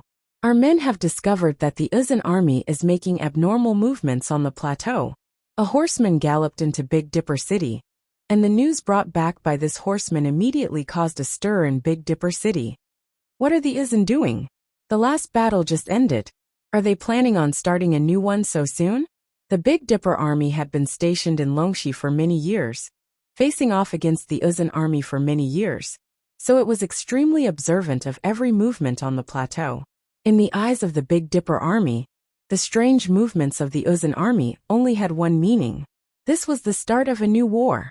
The Big Dipper army had never feared war. The only thing that angered them was that they had just been pushed back in the last battle, and now they were back with a vengeance. Was the ambition of the Uzun truly endless? My lord, have the entire army prepare for battle. The Uzun will never learn to teach. This time, they must be taught a harsh lesson. The Big Dipper army officers were seething with rage. Wait a moment. Don't jump to conclusions before we get to the bottom of this, Geshu Han said with a frown. Although the Uzun army's actions made one think of a new war, as a Longxi great general, Geshu Han instinctively sensed that something was amiss. Although the Uzun army loved to fight, they would usually only move out when they were confident in their victory. This time, even Huitadra Konglo had retreated and no longer had an absolute advantage, and the other Uzun great generals would not be able to take advantage of him. The Uzun army should not be so impulsive. Scout, investigate again, Geshu Han said. Yes, the cavalrymen received the order and quickly flew away. Around an hour later, a new piece of news flew into the city. The second piece of news left everyone slack-jawed. The Uzun Zhangsheng recruit training camp had been destroyed. 27,000 people had been killed, and the general in charge, Dian Pugiel, had been killed. Even 7,000 of the Uzun elite Qinghai soldiers had been killed, their corpses littering the ground. It had already been confirmed that the 5,000 Tang people had destroyed the camp, and the Uzun army was currently searching for how those 5,000 Tang people had managed to get up there. Even Geshu Han was flabbergasted by this news, let alone the Big Dipper army generals, who had spent half their lives on the battlefield. As the garrison of Longxi, the Big Dipper army had a far greater understanding of the Uzun army than any other branch of the army. Thus, they were deeply aware of what Zhongka's Zhangsheng recruit training camp meant to the Uzun army. Geshu Han had wanted to launch a surprise attack and destroy Zhangsheng recruit training camp on more than one occasion. But because it was too deep and his army was too large, it was very easy for the Uzun to discover him, and there was also the possibility of his retreat being cut off. For various reasons, he had been forced to give up. Leading his battle-hardened subordinates, Geshu Han analyzed, deduced, and analyzed the situation. In the end, Geshu Han came to this conclusion. It wasn't that Zhangsheng recruit training camp couldn't be destroyed, but it required at least 30,000 soldiers, 10,000 of them cavalry. At the same time, an imperial great general like Geshu Han had to personally move out. This was because Dian Pugiel was a Saint Martial Realm expert, and only a Saint Martial Realm expert could deal with him. But a person like Dian Pugiel would immediately flee the moment he discovered that the leader was Geshu Han. The Big Dipper army, which was primarily made up of infantry, simply couldn't catch up, and could only lament their inadequacy. And if Dian Pugiel didn't give up, he would use all sorts of methods to delay. When the time came, the price of attacking Zhangsheng training camp would be far greater than imagined. In other words, attacking Zhangsheng training camp was simply unrealistic. But now, Zhangsheng training camp had been destroyed, and the enemy was 5,000 Tang dynasty cavalry. To the Big Dipper army of Longxi, there was no news more shocking than this. In normal circumstances, no one in the Big Dipper army would have believed this. After all, Zhangsheng was so far away. But this news had come from Uzun's own people, and it had come from a Big Dipper army scout, who had captured an Uzun horseman, so there was no mistake. Is it someone from Qixi? Geshu Han frowned, and said after a few moments of thought. No, I'm not sure about that Uzun man who was captured, but based on what he said, it's someone from Wuxiang. The kneeling scout said. Buzz! The name Wuxiang was like a boulder falling to the ground, and everyone's eyes went wide. Wuxiang, how could this be? Did you hear wrongly? Everyone's first reaction was that it was impossible. Everyone knew that Wuxiang was alone, and he was a subordinate of one person. Moreover, the Big Dipper army had interacted with him. But how could a 17-year-old youth possibly break into the highlands, penetrate deep into Uzun territory, and kill so many Uzun cavalry? as well as 7,000 of Uzun's most elite Qinghai soldiers. Crucially, how had he managed to sneak in without them noticing? There's no mistake. The scout at the front is proficient in Uzun. He can be sure that the one mentioned is Wuxiang. The kneeling scout lowered his head and hurriedly said. The hall instantly fell deathly still. Everyone, including Geshu Han, was silent. Wuxiang City. Wang Chong, 5,000 cavalry, destroying Zhangsheng training camp. All of this was too much of a shock to the crowd. All this time, they had looked down on that brat Wuxiang. But no one had expected him to be capable of such an astonishing feat. This piece of news was too shocking for everyone. I didn't expect it to be him again. In the southwest of the Uzun Highlands, Huashu Wuzong stood on the edge of a steep cliff, gazing down at the turbulent air currents below. The incident with Tsonka had shaken the entire highlands, and the news had also reached him. At this moment, no one was feeling more conflicted than Huashu Wuzong. He had never expected that he would hear the name, Wang Chong, so soon after that battle. It seems that we still need to put an end to all of this. Huashu Wuzong raised his head and sighed. Suddenly, he grabbed the scimitar hanging from a protruding rock and strode away. Nay! At this moment, in Longxi, no matter how chaotic the Uzun Plateau was, no matter what sort of impact Tsonka's matter had on the protector generals and armies of Longxi and Qixi, the area around Heaven Pillar Peak was in a state of turmoil. With the battle over, Wang Chong was in no hurry to leave. Instead, he chose to rest and reorganize near Heaven Pillar Peak. The area around Heaven Pillar Peak was covered in a thick forest that obscured the sky, and the difference in altitude of 4,000 to 5,000 meters made it impossible to see anything even from the plateau. What were the losses in this battle? Did you find out? At the base of Heaven Pillar Peak, beneath the crown of a 20-zhang tall tree, Wang Chong had gathered his officers for a meeting. Chapter 759. In the assault on Zhangsheng training camp, 80 people were heavily injured, all of them caused by Dian Pugil's outburst. In addition, 30 were lightly injured and 7 were killed in battle. Including those who died in battle, 2 men and 1 cavalry have brought them back.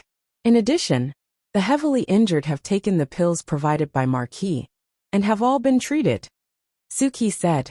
He was currently in charge of logistics at Wang Chong's side. Marquis, this time, we killed more than 20,000 people, but we only sustained 120 casualties. 7 deaths is truly astonishing. That's right. The Wuxiang soldiers are truly formidable fighters. Everyone sighed in amazement at this number. For Zhangsheng training camp, to only have 100-some casualties was truly inconceivable. If this number had been made public before the battle, no one would have believed it. But when Wang Chong heard this number, he slightly frowned. This number was even greater than he had imagined. Cavalry had always been different from infantry in a battle. When 2 groups of infantry clashed, it was common for them to lose 800 in order to kill 1,000. In fact, even the most powerful elite infantrymen could suffer heavy losses in a single round of battle. But cavalry was different. Cavalry relied on the power of a collective charge. It was like a sharp blade.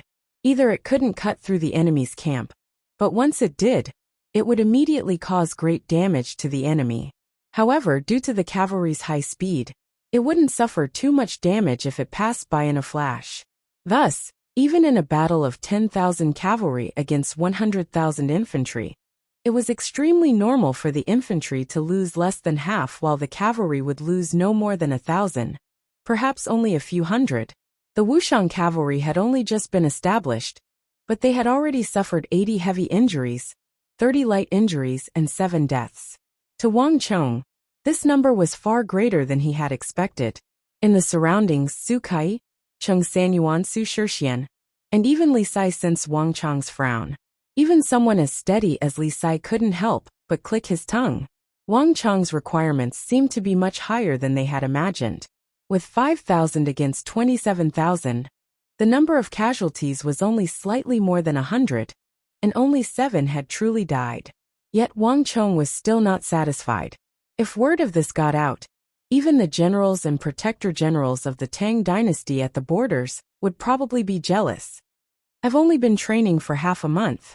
It seems that I still need to improve further. In addition, the extraterrestrial meteoric iron and the Wuxia steel sword had to be expedited. Both of them must be shipped here as soon as possible, Wang Chong thought to himself. The Mamelukes of the past had all been equipped with Wuxia steel swords, capable of killing gods and Buddhas alike. Alas, with the invasion of the otherworldly invaders and the destruction of the Arabian Empire, those 10,000 Wuxia steel swords had vanished with them. Thus, even in the later stages of the apocalyptic era, Wang Chong's Wuxian cavalry had not been able to equip those invincible Wuxia steel swords. But now, everything was different. Wang Chong could not only equip all his Wuxian cavalry with Wuxia steel swords, but he could also equip them with the extraterrestrial meteoric iron armor, which was much stronger than the Uzun plate armor. In the future, the Wuxian cavalry would reach an unprecedented level, even stronger than the Wuxian cavalry that had once been hailed as the supreme force of the world. But it was precisely for this reason that Wang Chong viewed this army with great importance. After all, the number of people in Wuxian village was limited, and each death meant one less. Regarding these elite soldiers among the elite soldiers, no matter how much one valued them, it would never be too much. Cousin had already set off 3 months ago, and he even rode the monsoon wind to go there. Based on the time, he should be able to return in a month or so. When he thought of cousin Wang Liang, a bright light flashed through Wang Chong's eyes.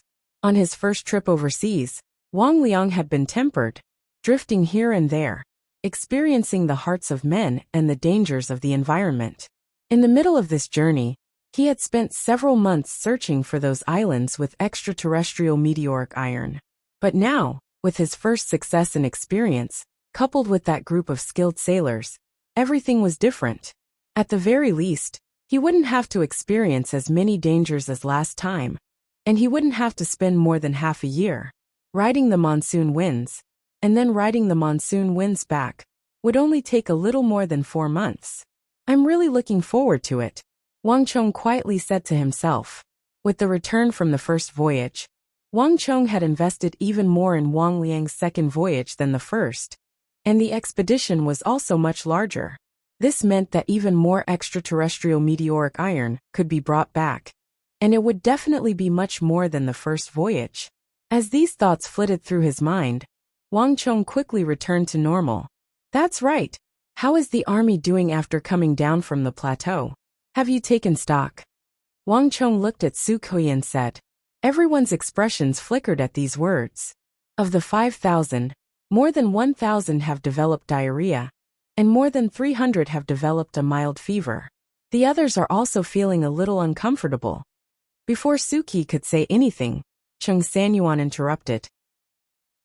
Strangely enough, nothing like this had happened on the plateau, but now that they were off the plateau, the 5,000 soldiers were starting to develop all sorts of symptoms. Chung Sanyuan, Su Kui, and the other officers had been discussing this problem for a very long time, and all of them were deeply worried.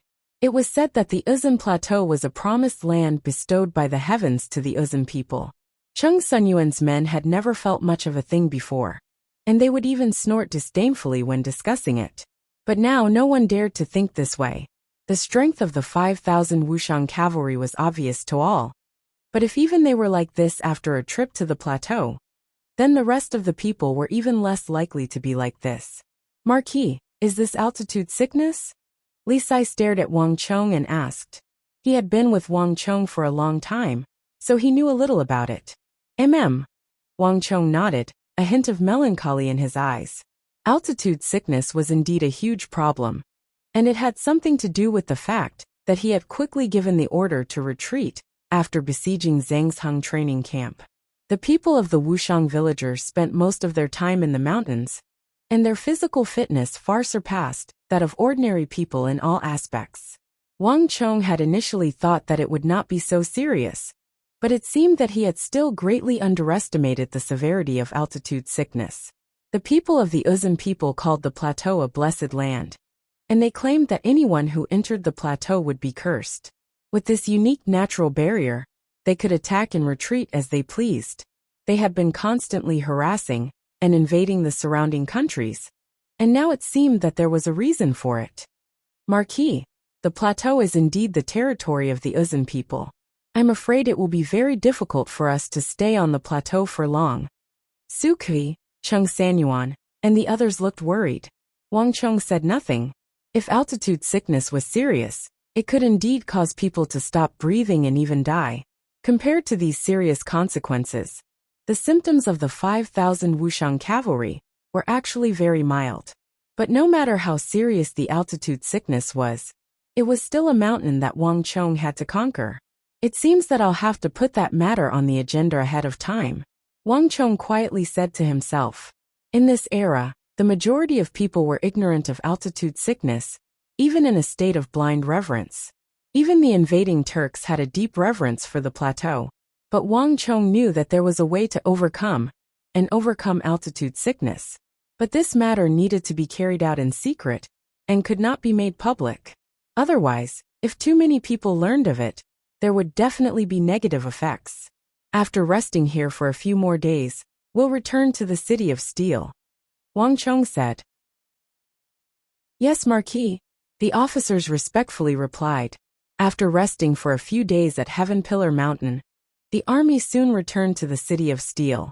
The moment they returned to the City of Steel, Wang Chong immediately summoned the steward that Yang Hongchang had dispatched to the City of Steel.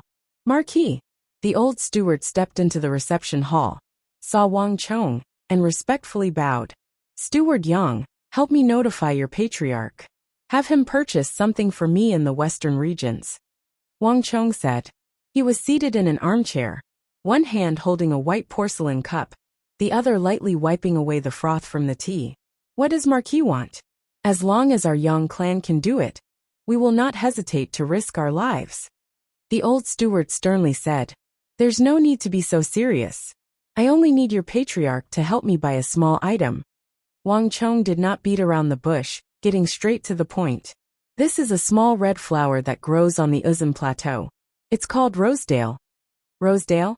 The old steward creased his brow, a hint of confusion in his eyes. He spent most of his time in the western regions, and knew everything there was to know, but he had never heard of the name Rosedale. Marquis, forgive me for my ignorance, but based on my knowledge, no one in the western regions buys or sells Rosedale. The old steward had dabbled in the field of herbs, and the Yang clan had once sold them, but the old steward had no impression of them. Uzun did not sell many things in the western regions, so if there was a Rosedale, he would definitely have an impression of it, and there was no mistaking it. Haha, it's even better if no one buys it. All you need to do is tell your patriarch to secretly buy it for me. That small red flower is a very common wildflower on the plateau. Tell your patriarch that I'm buying it for the Arabs to feed to the horses and relieve their bowels.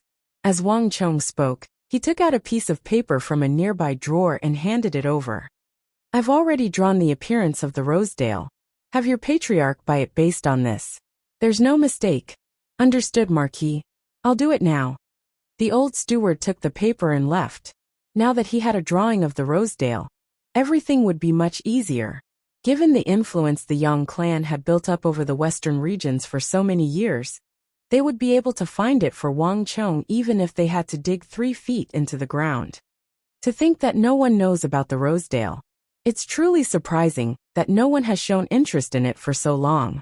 After watching the old steward leave, Wang Chong closed his eyes, took a sip of tea, and leaned back in contemplation. The Uzun Plateau had become a natural barrier that protected the Uzun Empire. Anyone from other empires that entered this place would be greatly weakened, including the Arabs and the powerful Mamelukes. Chapter 760. Who could have imagined that these small red flowers, so common on the plateau, could actually help martial artists increase their lung capacity, increase the activity and adaptability of their cells, and allow them to live on the plateau like the Uzun people? But no one else besides Wang Chong knew of this method. If the Uzun people knew of this, they would definitely do everything in their power to get rid of this red stone crop. It wasn't as if this had never happened before.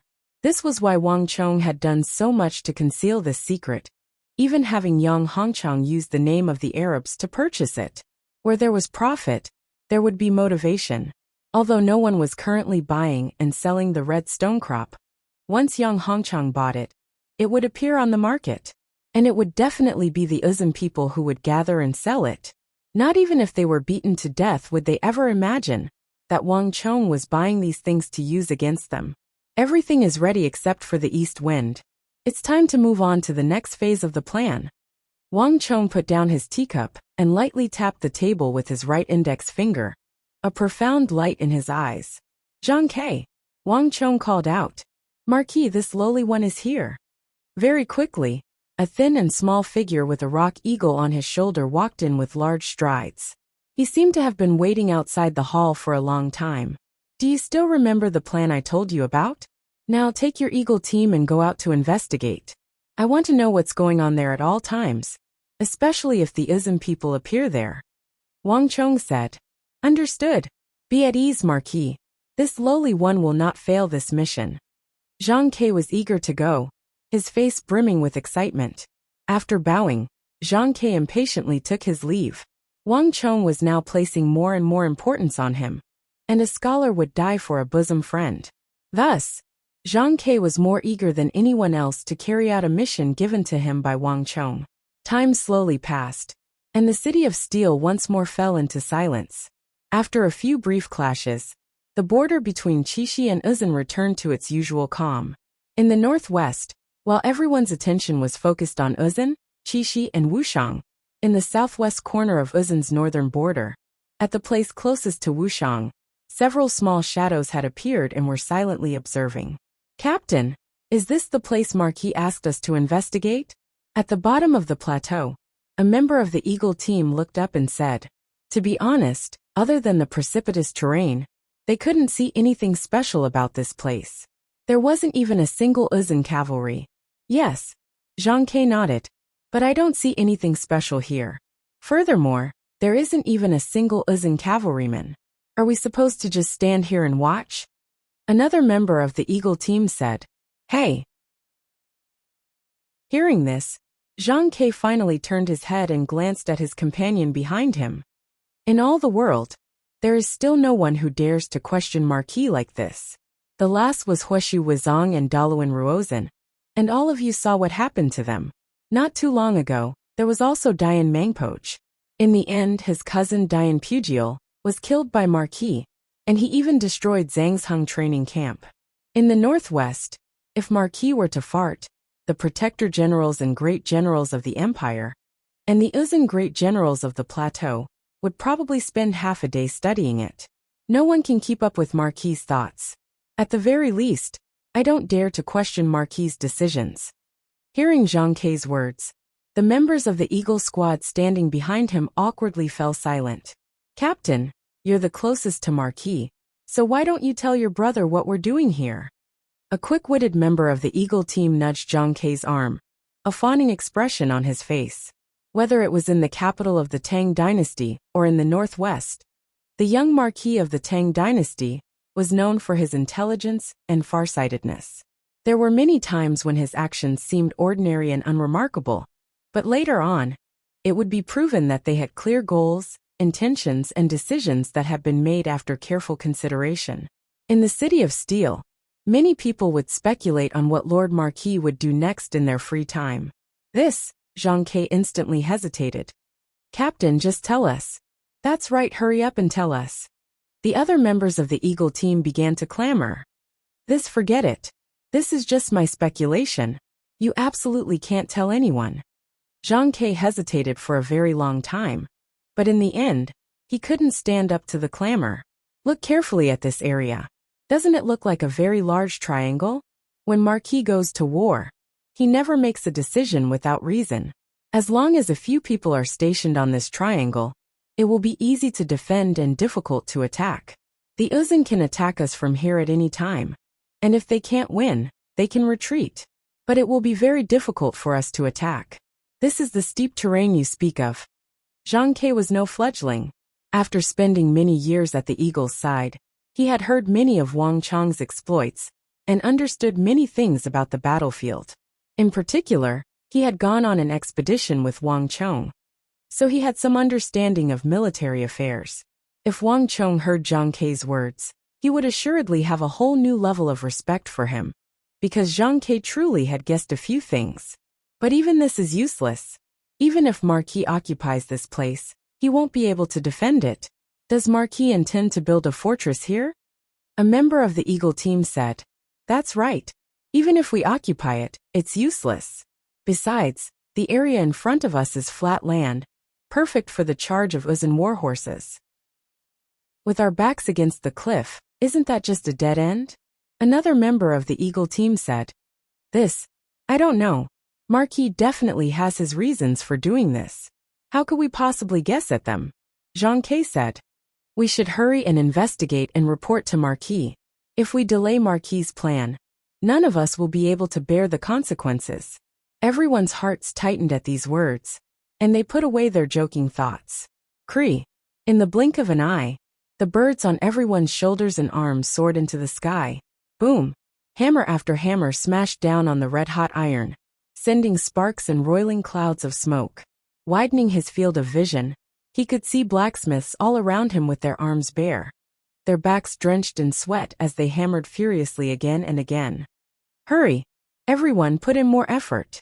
The people from the capital have already urged us 3 times. This is a major client, the son of Heaven's disciple. If we mess it up, Lady Su won't forgive us. She won't come looking for us in the future. In the Tang Dynasty's Jiangnan West Road, Hangzhou, in the Zhang clan's sword shop, a supervisor with a whip in his hand was making his way through the furnaces, lecturing them as he went. Flap flap. As he was speaking, a pigeon suddenly flew down. The supervisor's eyes flashed as he caught the pigeon and opened the letter in the bamboo tube, upon which his face rapidly paled. All of you hurry up. This is the 4th time that Lady Su has sent a letter to urge us. If we don't forge 20 steel plates by today, none of us can sleep. The supervisor loosened the whip in his hand, and with a swish, he lashed it viciously in the air.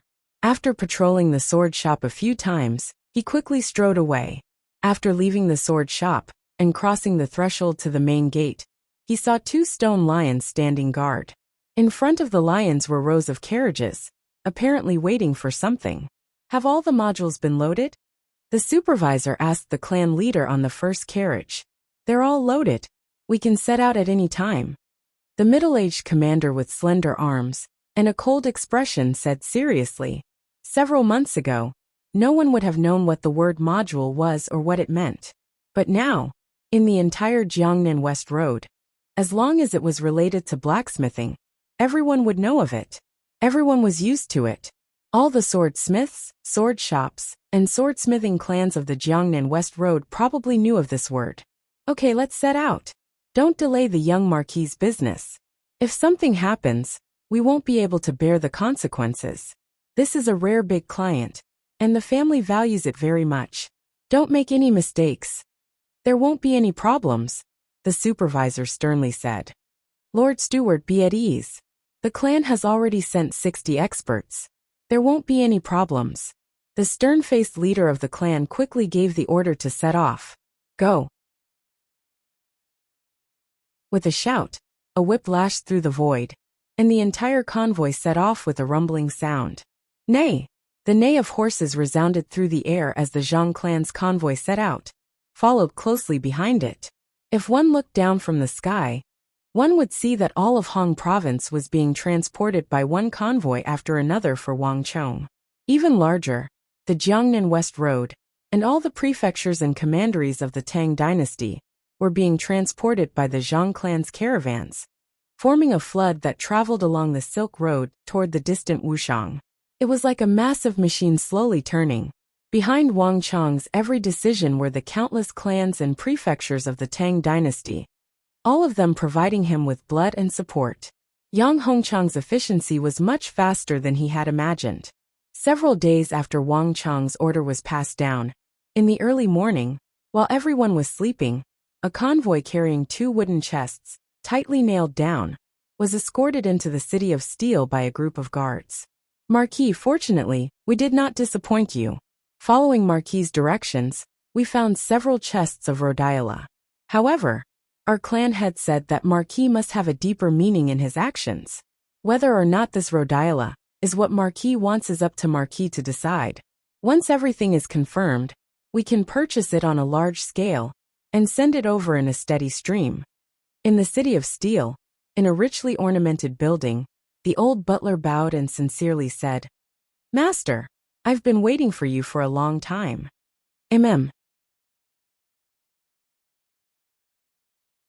Chapter 761. Wang Chong squinted at this sight, his hands gripping the armrests of his chair, as he suddenly stood up and strode over.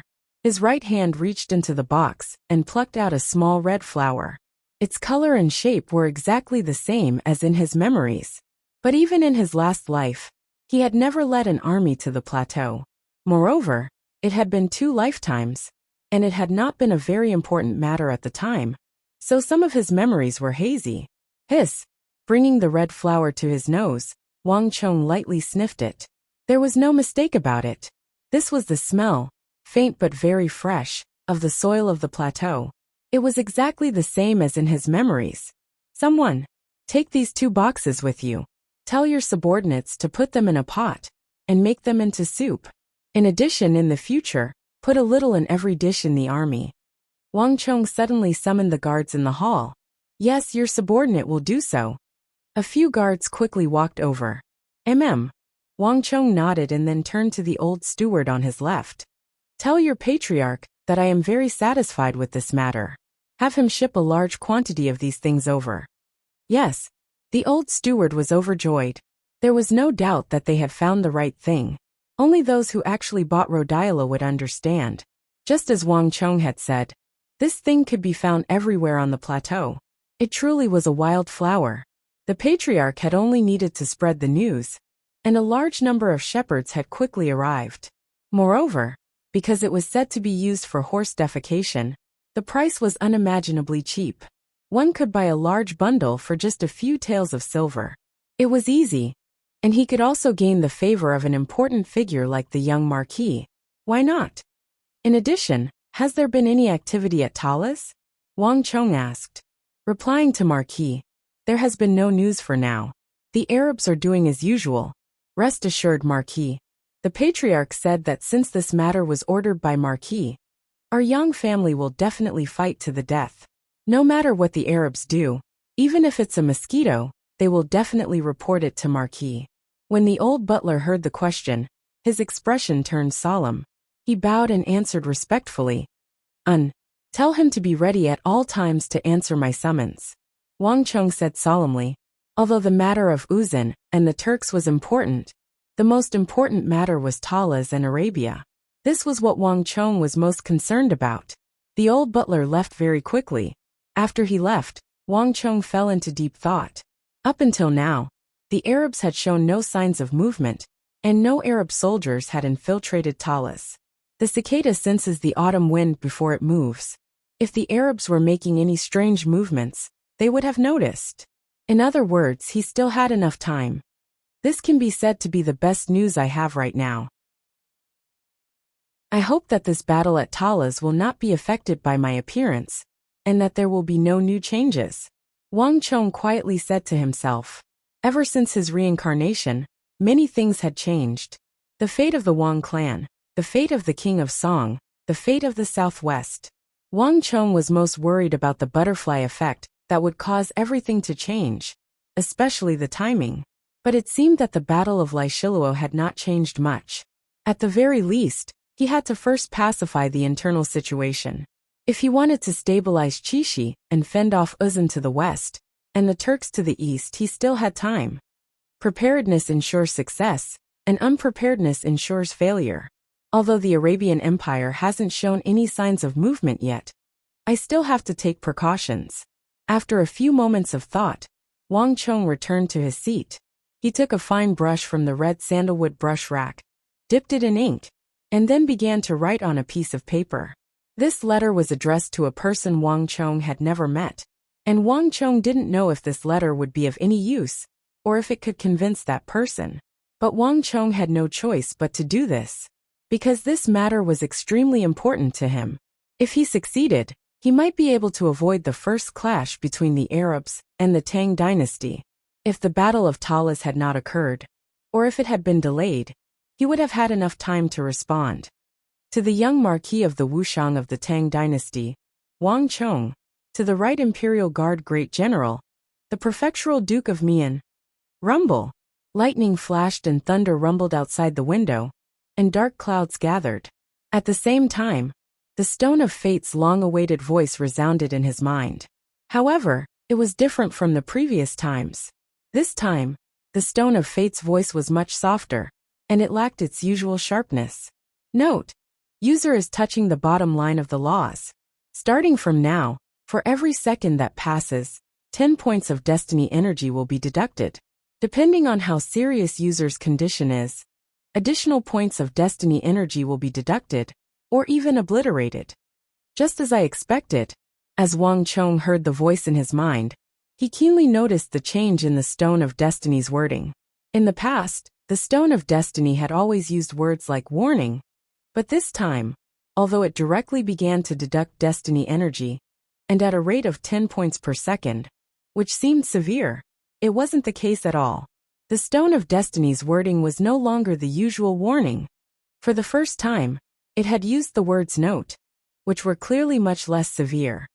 It's exactly as I guessed, Wang Chong quietly said to himself. After so long, he had gotten used to the Stone of Destiny's style, and Wang Chong had gradually begun to understand a few rules and principles.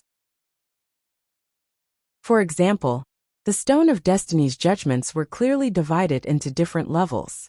At the highest level, failure would result in immediate obliteration, and there was basically no reward, only the consumption of destiny energy. For example, world energy restraint. In the past, this had been Wang Chong's greatest worry, but now that he had enough destiny energy, Wang Chong was no longer very concerned about this. The second was when there was a reward for a mission, but failure would result in obliteration, such as Empire's Elegy. The third was when there was a reward for a mission, but failure would result in a penalty of destiny energy. For example, the threat to Qixi, the mission to kill Dian Mangpoch. At the time, Wang Chong had deduced that there was another level below the Stone of Destiny, and there was no doubt that this was what he was doing. And things had played out just as he had predicted. Although it seemed severe, the penalty of 10 points per second was insignificant compared to what he was doing. In addition, the Stone of Destiny had used caution, not warning. Missions all have a context to follow, and there are rules that can be used. It now seems that the Stone of Destiny forbids the leaking of those major historical events with far-reaching effects.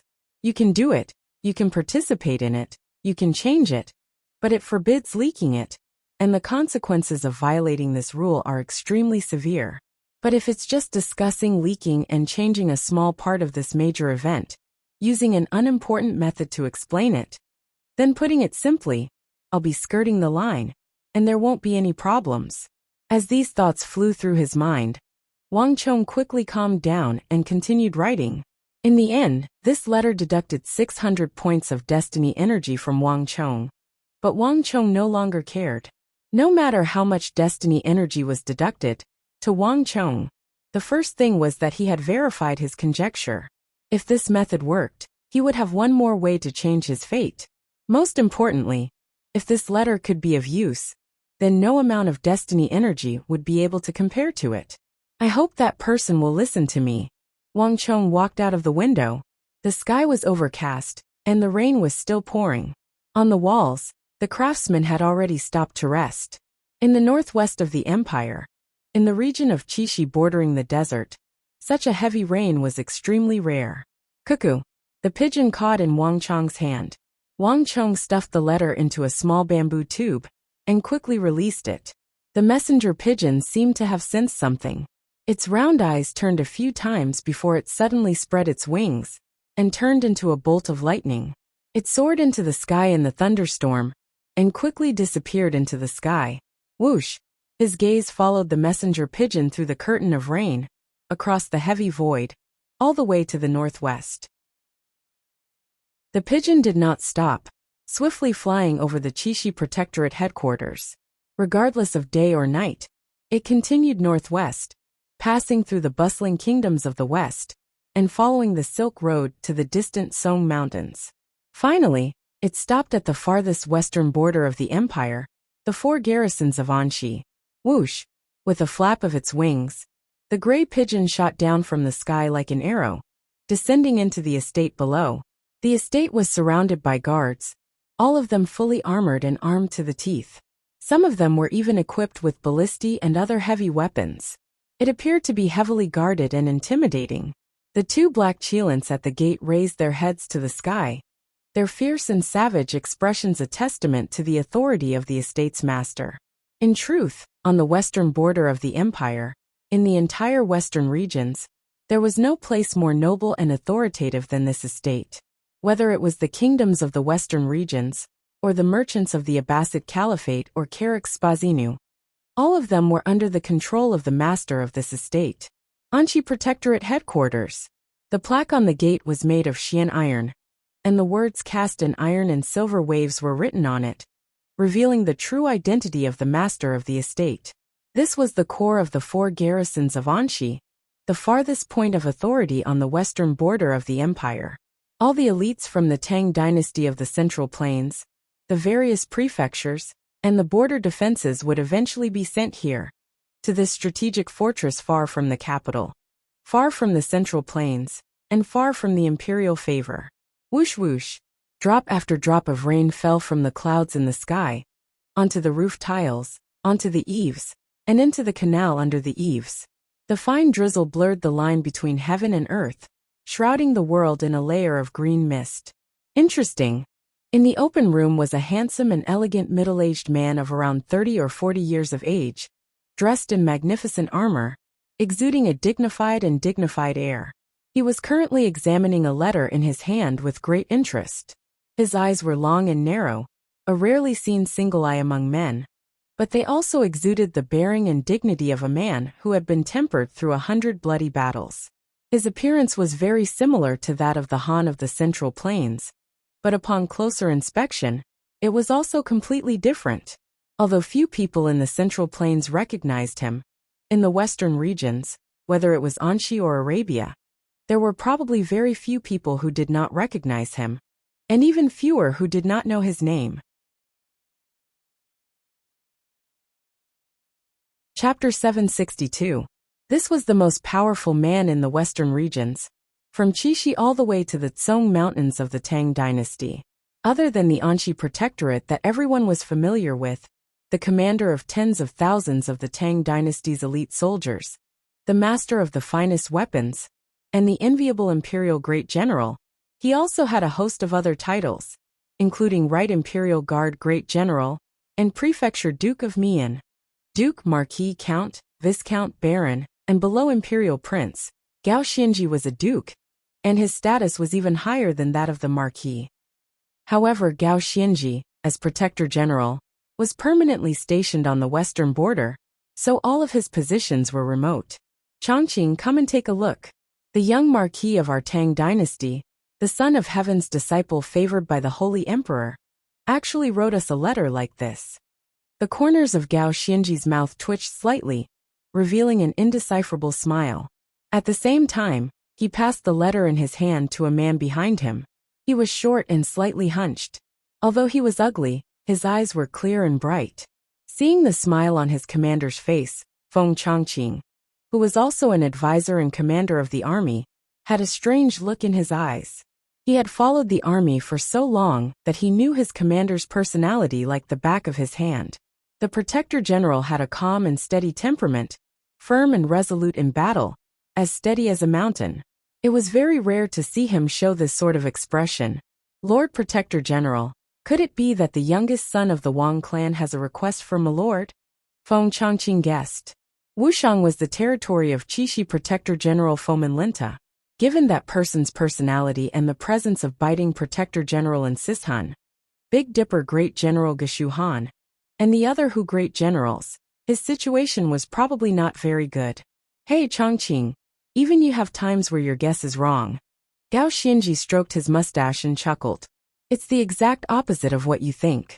Not only is he not asking us for help, it seems like we are the ones asking him for help.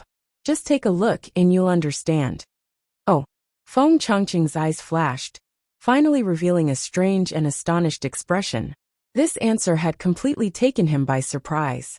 Someone of the Protector General's status, authority, and strength would actually request the youngest son of the Wang clan from Wuxiang? The real situation should be the other way around. However, Feng Changqing's personality had never been one to get to the bottom of things. He preferred to investigate things himself, and he trusted his own judgment and judgment more. Lowering his head, Feng Changqing opened the letter and read it carefully. Slowly, the expression on Feng Changqing's face became more and more strange. In the end, he became silent and pondered. He had to admit that the contents of this letter had surpassed his expectations.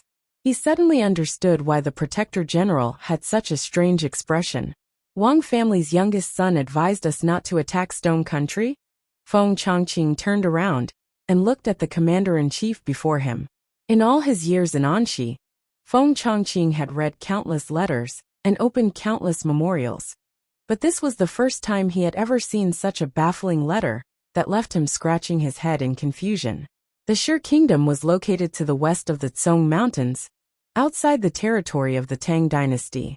It was one of the 9 clans of Zhaowu, the Shi Kingdom, the Kong Kingdom, the Yin Kingdom, and the other 3 kingdoms that were neutral between the Tang dynasty and Arabia.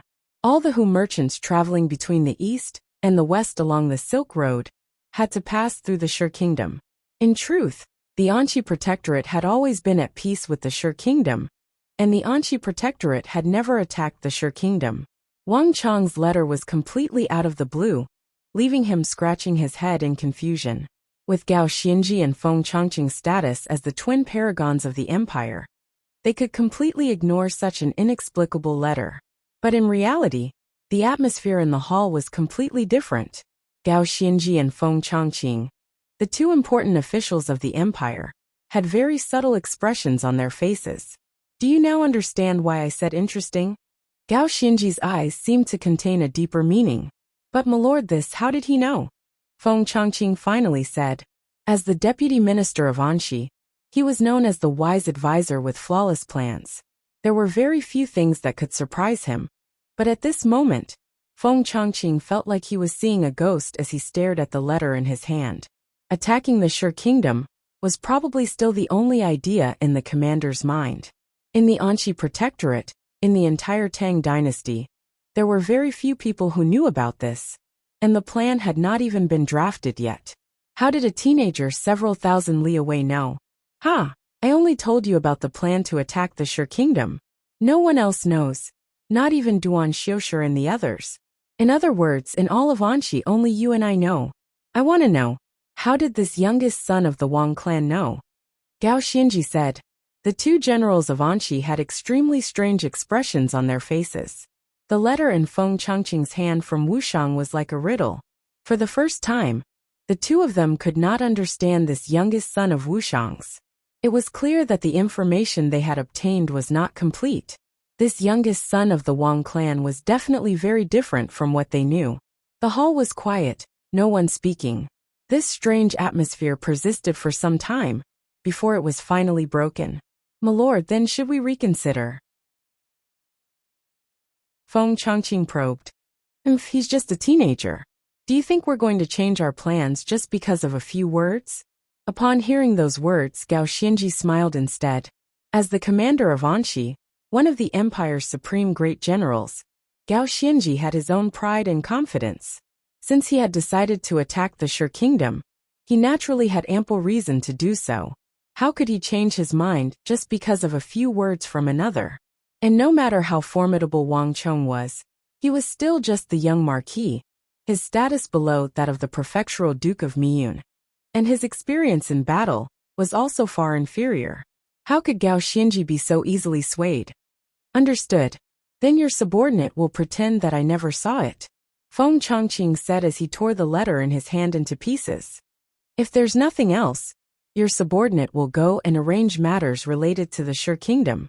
Feng Changqing turned to leave, but he had barely reached the door when he heard a familiar voice. Wait a moment. Gao Xianji called out to Feng Changqing. his brow tightly furrowed as a pensive look appeared in his eyes. Put off the attack on the Sure Kingdom for the time being. Send a few scouts to investigate first. Understood. Feng Changqing turned his head and smiled, not surprised in the slightest. It was clear that the words of the youngest son of the Wang clan had affected the commander. Your subordinate will go and arrange it. Stepping over the threshold, Feng Changqing vanished from the hall. When a stone fell into the lake, it would definitely cause waves and ripples to spread out. At this moment no one, not even Gao Xianji or Feng Changqing, knew of the effects of Wang Chang's letter. But as Feng Changqing stepped over the threshold, in the distant Wuxiang, Wang Chong heard a familiar voice. Congratulations, user. You have been rewarded with 60 points of destiny energy. Outside the window, the drizzle had gradually stopped. Wang Chong sat cross-legged on his bed, silently cultivating. When he heard the voice in his head, he couldn't help but reveal a hint of surprise. This reward had come without any warning, and it was only 60 points of destiny energy. It was completely different from any other reward he had received in the past. Is it Anqi? Wang Chong's brow creased in thought. The only thing he could think of that was related to this matter was the letter he had written to Gao Xianji. A reward of 60 points of destiny energy, and without any warning at all. Is it effective or not? Or is it that everything has yet to be decided, and I need to wait for further developments? Wang Chong's mind was completely muddled. Reporting. As he was lost in thought, he suddenly heard a loud voice. The door opened, and a dusty messenger walked in, accompanied by a gust of cold wind. He knelt on the ground. Marquis, a lady has come to see you. She has Marquis's warrant, and claims to be a descendant of the capital's Huang clan. What? Wang Chong's eyes brightened, and he immediately stood up from his bed. Before the messenger could react, a gust of wind blew past him, and Wang Chong vanished from the hall. Rumble. Wang Chong had just walked out of the hall when he heard the clattering of metal. The distant gates of the city of steel opened, and Ney heard the clear and resounding cry of a horse. Outside the city gates, a divine steed with glossy fur and 4 jade-white hooves galloped over, its mane flapping in the wind. Haha, little shadow.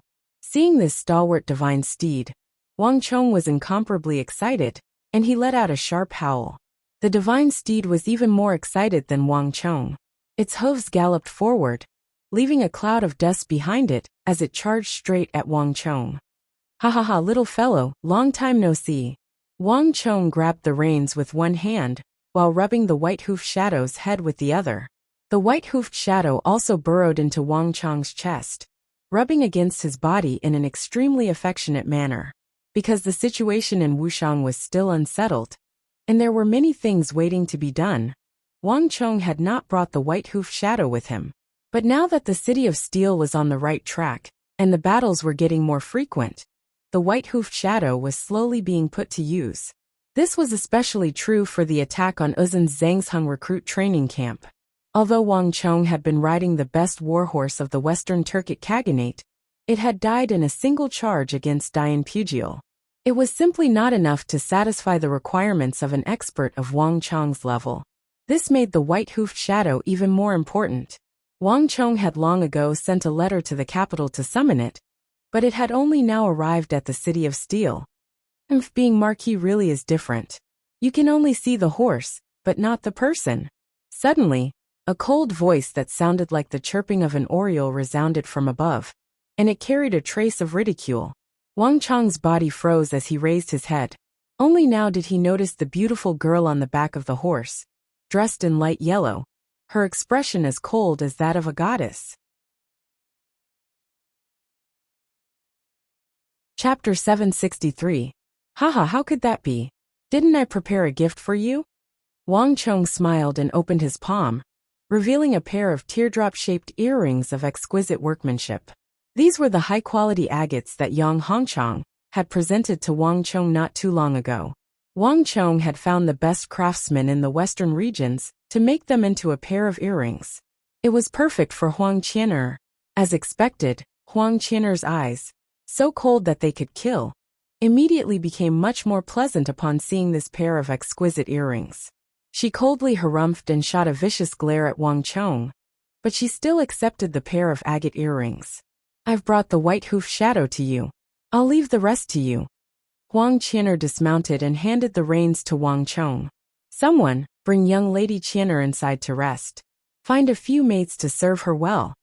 Wang Chong took the reins and gave an order. Wuxiang was a long journey from the capital, and the journey had been arduous. Although Huang Qian'er had said nothing, Wang Chong could not understand that a girl like Huang Qian'er was willing to travel all the way from the capital. After having Huang Qian'er taken care of, Wang Chong quickly left with the white hoof shadow. While Wang Chong was welcoming Huang Qian'er and his white hoofed shadow in the city of steel, in the distant capital, an abnormally intense debate was taking place in the imperial court. 10 million taels of gold? Are you joking? Where does the imperial court get so much money to squander? And who knows if those people can be trusted? That's right. The silver of the imperial court is spent like water every year. 600,000 to 700,000 soldiers, the food for the horses, and the officials in various places. Which place doesn't need money? If there's a drought or flood, don't you need to prepare some money in advance? If all the money is spent on the army, what about other places? And 10 million taels of gold isn't a small sum. Do we have to give 10 million taels to anyone who asks? This is gold. It's not silver, nor is it 10 million copper coins.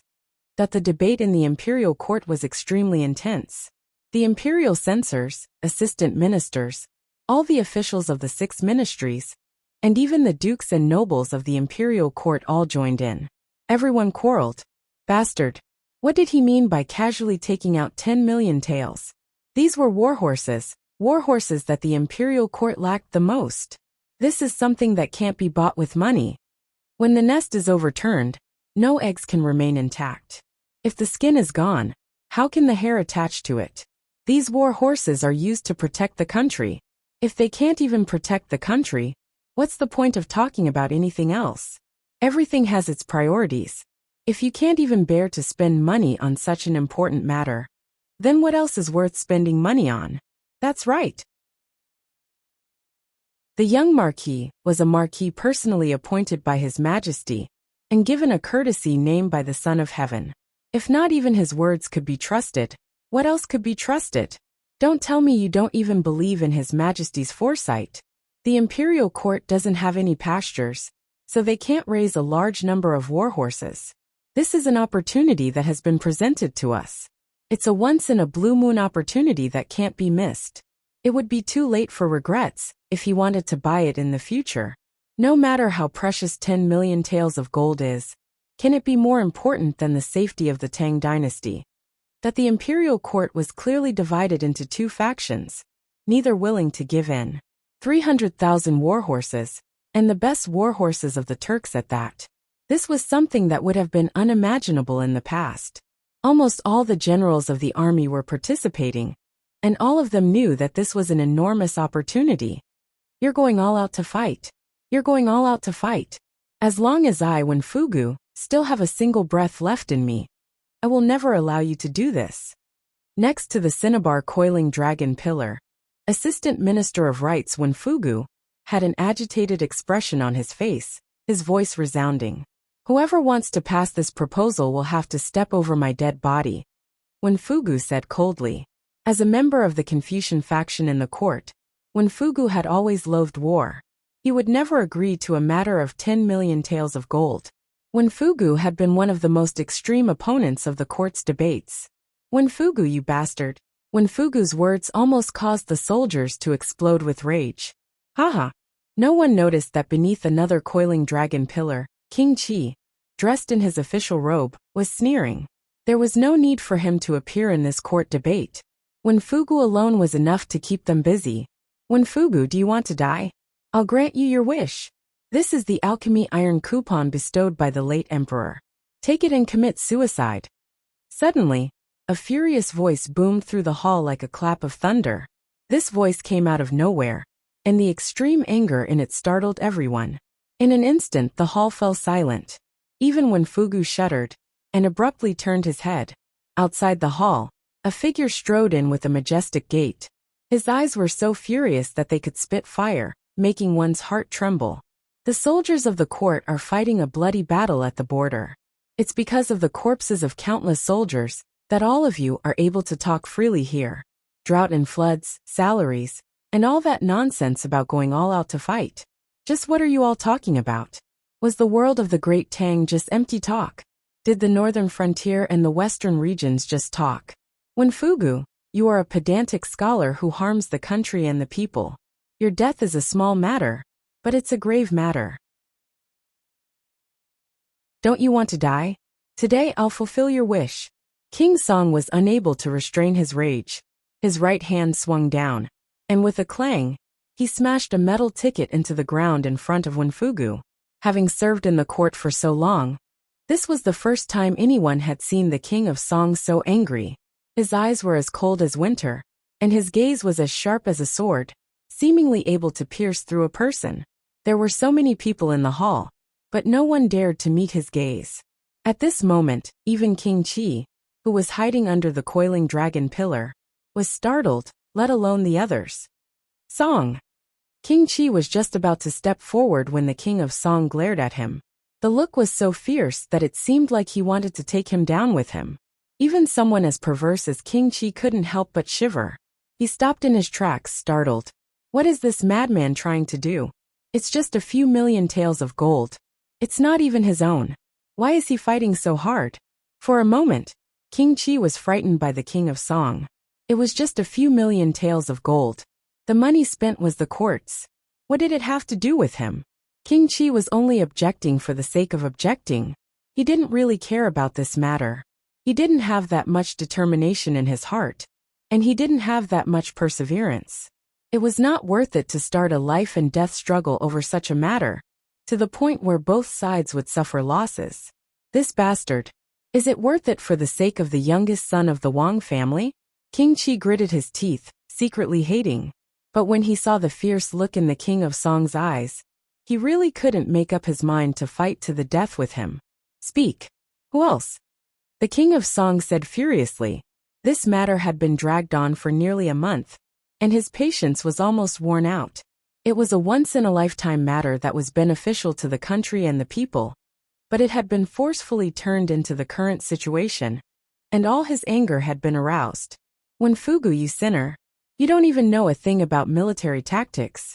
If something happens at the border, and there aren't enough war horses, it will affect the military situation, causing the people at the border to be plunged into misery and suffering, and the common people to be slaughtered. This king will hold you accountable. Even if you die, this king will erect a tombstone. I will write your shame and harm the country on it, and erect it in front of your grave. The King of Song was infuriated by these last words. Even though Wenfugu was fearless in front of the court, he couldn't help but feel stifled upon hearing the King of Song's words, unable to speak. Scholars didn't fear death. What they cared about was reputation. Given the King of Song's reputation, he was clearly furious to say such words. Moreover, given his style, he was a man of his word. Wenfugu had to admit that he truly didn't understand military affairs. If something really did go wrong, and this stele was erected in front of his grave, it would be a fate even more difficult to accept than death. Wenfugu stared at the King of Song, his lips parting several times, but no words came out. He had to admit that he had truly been frightened by the King of Song. Even Wenfugu, his greatest opponent, had been intimidated by the King of Song, and King Qi had remained silent. For a moment the imperial court was deathly still. The fierce debate instantly quieted down. The horse purchase case, which had been hotly debated for nearly a month, finally reached an agreement after a few hours. At nightfall, a messenger pigeon with black feathers and golden eyes took off from the capital. It flew across the capital, over mountains and rivers, all the way to the distant Wuxiang. Flap flap. Several days later, as the sun shone down, the pigeon flew through the window and landed in front of it. Haha, it's a success. Wang Chong put down the letter from the King of Song and glanced at the pigeon on the window, a faint smile on his lips. The funds for the purchase of horses had finally been approved. Although the King of Song had played down the matter in his letter, Wang Chong was well aware that with King Qi playing tricks in the imperial court, this matter would not be so easily approved. As for the faint hint of apology in the King of Song's letter, revealing that the initial amount was only 10 million taels of gold, Wang Chong didn't care too much about it. If there was a first, there would be a second. Crucially, the imperial court had opened the door to the purchase. Moreover, once the imperial court and the army saw the first batch of high-quality Turkic warhorses, they would naturally bring up the second and third batches. As these thoughts flitted through Wang Chong's mind, he heard a familiar voice. Congratulations to user for unlocking the mission Warhorses of the Tang Dynasty. The reward is 400 points of destiny energy. Additionally, this mission has no time limit. The more warhorses user buys, the greater the reward. For every 10,000 warhorses, user will be rewarded with 100 points of destiny energy. User has already obtained 11,000 warhorses and is rewarded with an additional 110 points of destiny energy. There's a mission like this. Chapter 764. Could it be that the purchase of warhorses requires an extremely large number of them to be effective? The King of Song's 10 million taels of gold involves 100,000 warhorses. And that's why I started this mission? Wang Chong thought to himself, his mind in turmoil. But 510 points of destiny energy can make up for the loss I suffered when I violated the rules and wrote that letter to Gao Xianji. Boom boom boom. As he was thinking, a series of explosions came from outside the window. These explosions were so loud that the shockwaves of energy even rushed into Wang Chong's room. The carrier pigeon on the window lattice cooed in alarm and then took flight. Good. Waves of cheers could be heard from afar. It seemed that the spectators were cheering for him. However, even so, the series of explosions didn't stop. 24, 25, 26, 27. Wang Chong listened intently, at the same time silently counting down the duration of the explosions. In the City of Steel, he had heard this sort of explosion many times, countless times. However, today seemed to be a little different from usual. 41, 42, 43, 49. When Wang Chong counted down to 49 seconds, his calm face finally revealed a hint of surprise, a mixture of joy and astonishment. The explosions continued, and after 88 seconds, the sound of galloping horses finally came from outside the window. Through the window, a cavalryman from the City of Steel nimbly dismounted and rushed into Wang Chong's room. Reporting. Marquis, General Li has ordered that the 10 charges 10 victories formation has been completed. Marquis is invited to inspect it. The cavalryman knelt on the ground, his head lowered, his expression respectful. Okay. Wang Chong only said one word, and then with a wave of his sleeve, he strode past the cavalryman and left. Outside the door, he mounted the white-hoofed shadow, followed closely by a figure in light yellow. Huang Qian'er followed closely behind him on a horse with a silver sword strapped to her back. From the vicinity of the residence, deep within the City of Steel, Wang Chong and Huang Qian'er rode over. The moment they got close, they saw that the ground was littered with wooden puppets. Hundreds upon thousands of shattered wooden puppets scattered across the ground. What are you doing? Huang Qian'er urged her horse forward, and a strange expression appeared on her face as she gazed at the wooden puppets on the ground. Cavalry training, Wang Chong said indifferently. Because we can't use real people, I specifically asked them to use wooden people instead. Using wooden dummies as targets for cavalry training was actually a European practice in the Middle Ages. In the other world, this was something many people knew. However, in this world, there was clearly no such practice. Most of the attacks were empty. In other words, it was a feint without any target. This method could not test the actual training effect. Furthermore, it was very easy for the cavalry to develop a childish mentality and completely ignore the fact that all of the cavalry training was ultimately for the sake of fighting and killing on the battlefield. If all of them had this mentality, they would suffer grievous casualties on the battlefield. This was also why Wang Chong had decided to use wooden dummies instead. Oh! A strange light flashed in Huang Qian'er's eyes as she gave a slight nod and said nothing else. The longer she followed Wang Chong, the more Huang Qian'er realized that Wang Chong was not only highly skilled and talented in martial arts, but his actions, especially his way of thinking, were also completely different from ordinary people. Whether it was this modular construction method, or using wooden dummies to train cavalry, they were completely different from the information Huang Qian'er had received from her clan. No, it was not just the Huang clan. Wang Chong's way of doing things was completely different from all the great clans of the Tang dynasty. Let's begin. Wang Chong had no idea what Huang Qian'er was thinking. He extended a hand and gestured to a distant officer. The latter quickly gave the order, and soldiers quickly rushed out to help the wooden puppets that had been knocked down to their feet. As for the wooden puppets that had been broken, they were replaced. Wang Chong only glanced at them, then ignored them. Lightly urging his horse, he rode toward the main camp in the distance. Marquis. Upon seeing Wang Chong, Li Sai hurriedly urged his horse forward and bowed, then said, Wang Chong. As per Marquis's instructions, the 10 charges 10 victories formation has been completely mastered. Do you need to practice the 8 desolation army shattering formation now? Wang Chong had given him a total of 2 formation blueprints. The first was the 10 charges 10 victories formation, and the second was the more formidable and difficult 8 desolation army shattering formation. There's no need. Wang Chong waved his hand, rejecting Li Sai's suggestion. Mastering the 10 charges 10 victories formation is enough.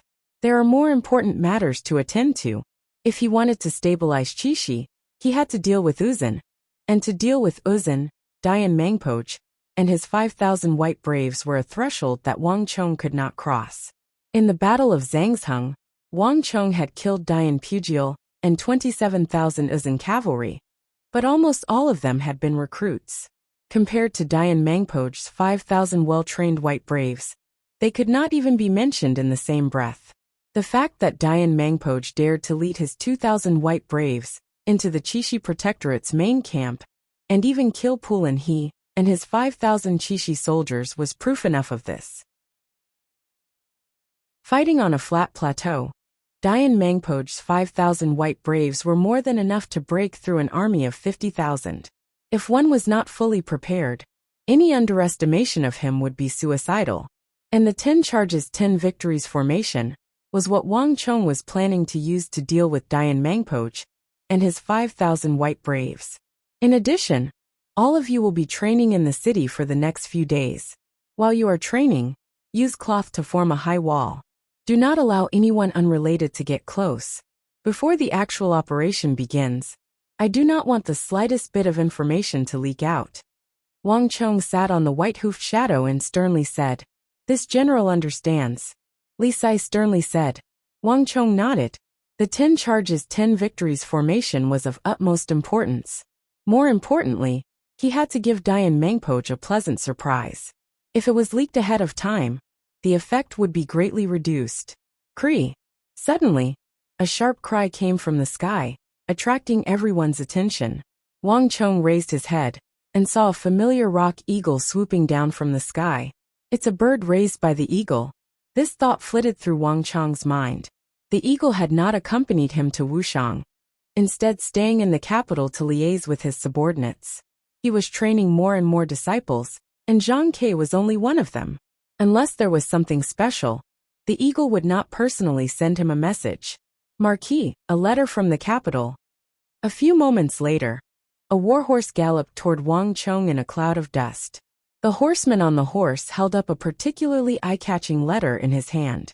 Wang Chong took the letter and opened it. A familiar line of words immediately leapt into his eyes. Don't read these words. They will arrive in 5 days. The contents of the letter were simple, consisting of only 8 words, and it was signed by the name that Wang Chong had been anxiously waiting for. Wonderful!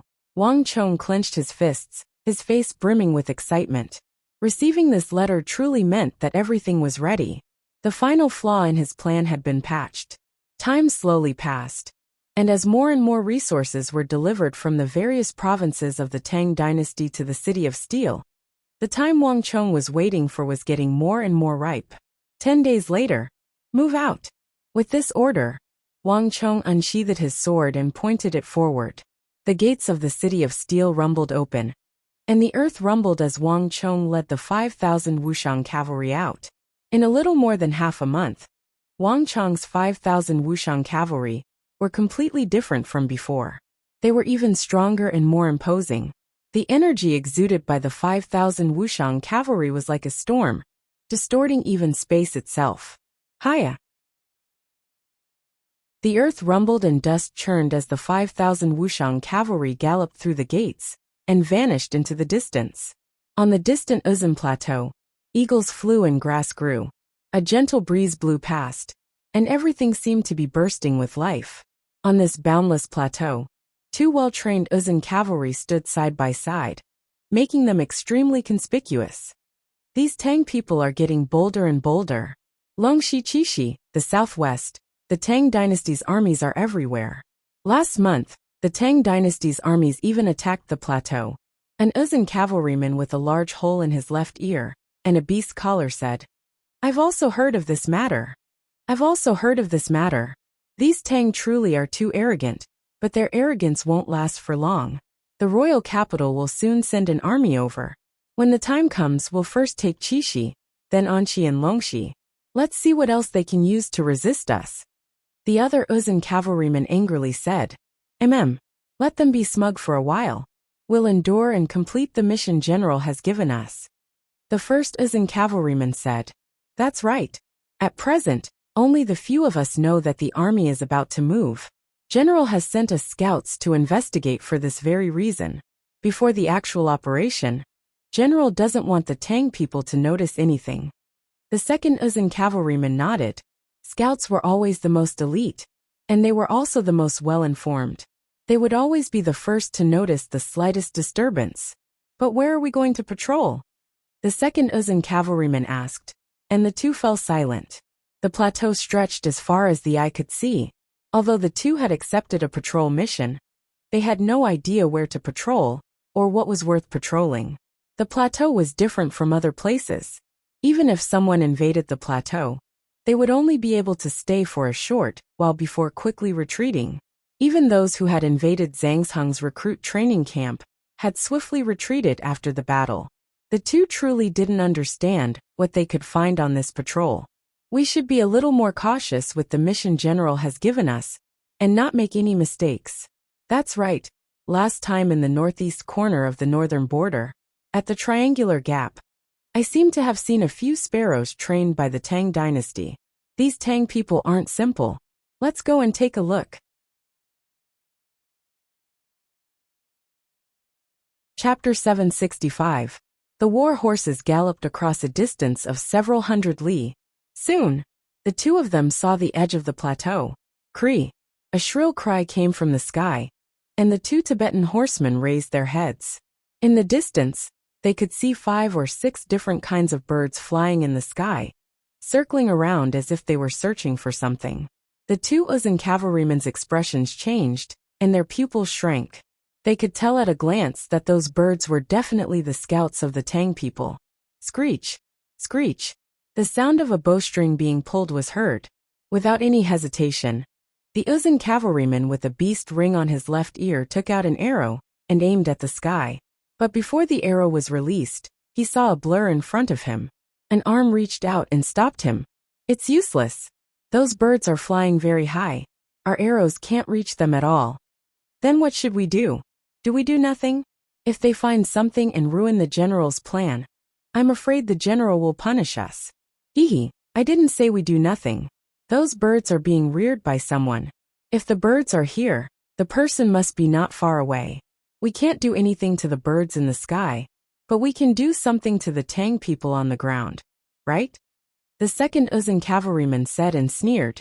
Hearing this, the Uzun cavalryman with a beast ring on his left ear immediately came to his senses. "Hiya!" The two looked at each other and smiled. They suddenly pulled out their machetes and squeezed their horses' bellies. In the rolling dust, they galloped toward the direction where the birds were flying, full of murderous intent. "I see them." In just a moment on the edge of the plateau, the two saw a few figures. They were all about 17 or 18 years old. They were thin and weak, as if they could be blown away by the wind. They didn't look like they knew martial arts at all. nor did they look like elites of the Tang army. Let's go. Kill them. Stop. Ha ha ha, don't run. The two were invigorated. They waved their machetes and charged toward the young Tang people. However, the two of them had only rushed out a few dozen feet when a sudden change occurred. Rumble. Suddenly, a trembling sound came from beneath their feet.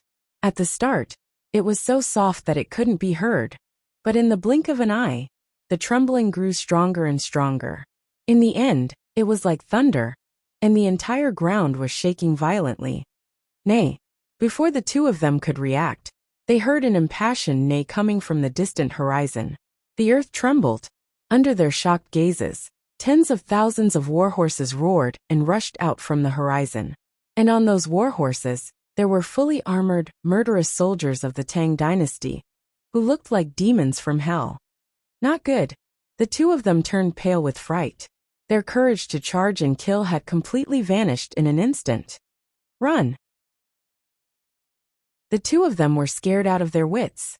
They turned their horses around and ran for their lives in the direction they came from. The two of them had never seen such a powerful Tang army. Tens of thousands of Tang dynasty cavalry did not say a word, but their cold eyes were like the deepest nightmare, making people's hearts palpitate. However, the most frightening thing was that this group of Tang dynasty cavalry was extremely fast. When the two of them realized it, the Tang dynasty cavalry at the front was only 700 or 800 feet away from them. For the cavalry who were good at high-speed charging, this distance was only a few breaths' time. Stop! A military order, loud and clear, resounded through the plateau. Right in front of the army, a general gave the order to stop. The 5,000 cavalry did not even look at the two Uzun scouts who were fleeing in the distance. They dismounted one by one. A group of people formed a defensive formation, while another group began to dig and tamp the ground. Clang! A thick steel plate more than 20 feet tall fell from the sky and stabbed into the ground, forming a tall wall on the plateau. This seemed to be some sort of signal. Next, the tens of thousands of Tang dynasty cavalry split up and worked together. Pulled by their warhorses, they transported the thick steel walls to the plateau. Some people supported the thick steel walls while others swung their hammers and hammered them, driving the steel walls deep into the earth. Everyone worked closely together and busied themselves, completely ignoring the two Uzun cavalry in the distance. One side, two sides, three sides, four sides. In just a few short moments, hundreds of thick steel walls had been erected on the plateau. The two Uzun cavalry had only traveled several hundred feet when a city of steel began to take shape on this desolate plateau. Bastards! What in the world are these Tang people doing? Although they were fleeing, the two Uzun soldiers had been nervously paying attention to what was happening behind them. When they saw the Tang people bustling about, minding their own business, and looking down on everyone else, the two were stunned. Don't worry about it so much. Let's go. Report this to the great general. The two were both shocked and furious. They squeezed their horses' bellies and sped off into the distance. Marquis, do we need to deal with those two Uzun scouts?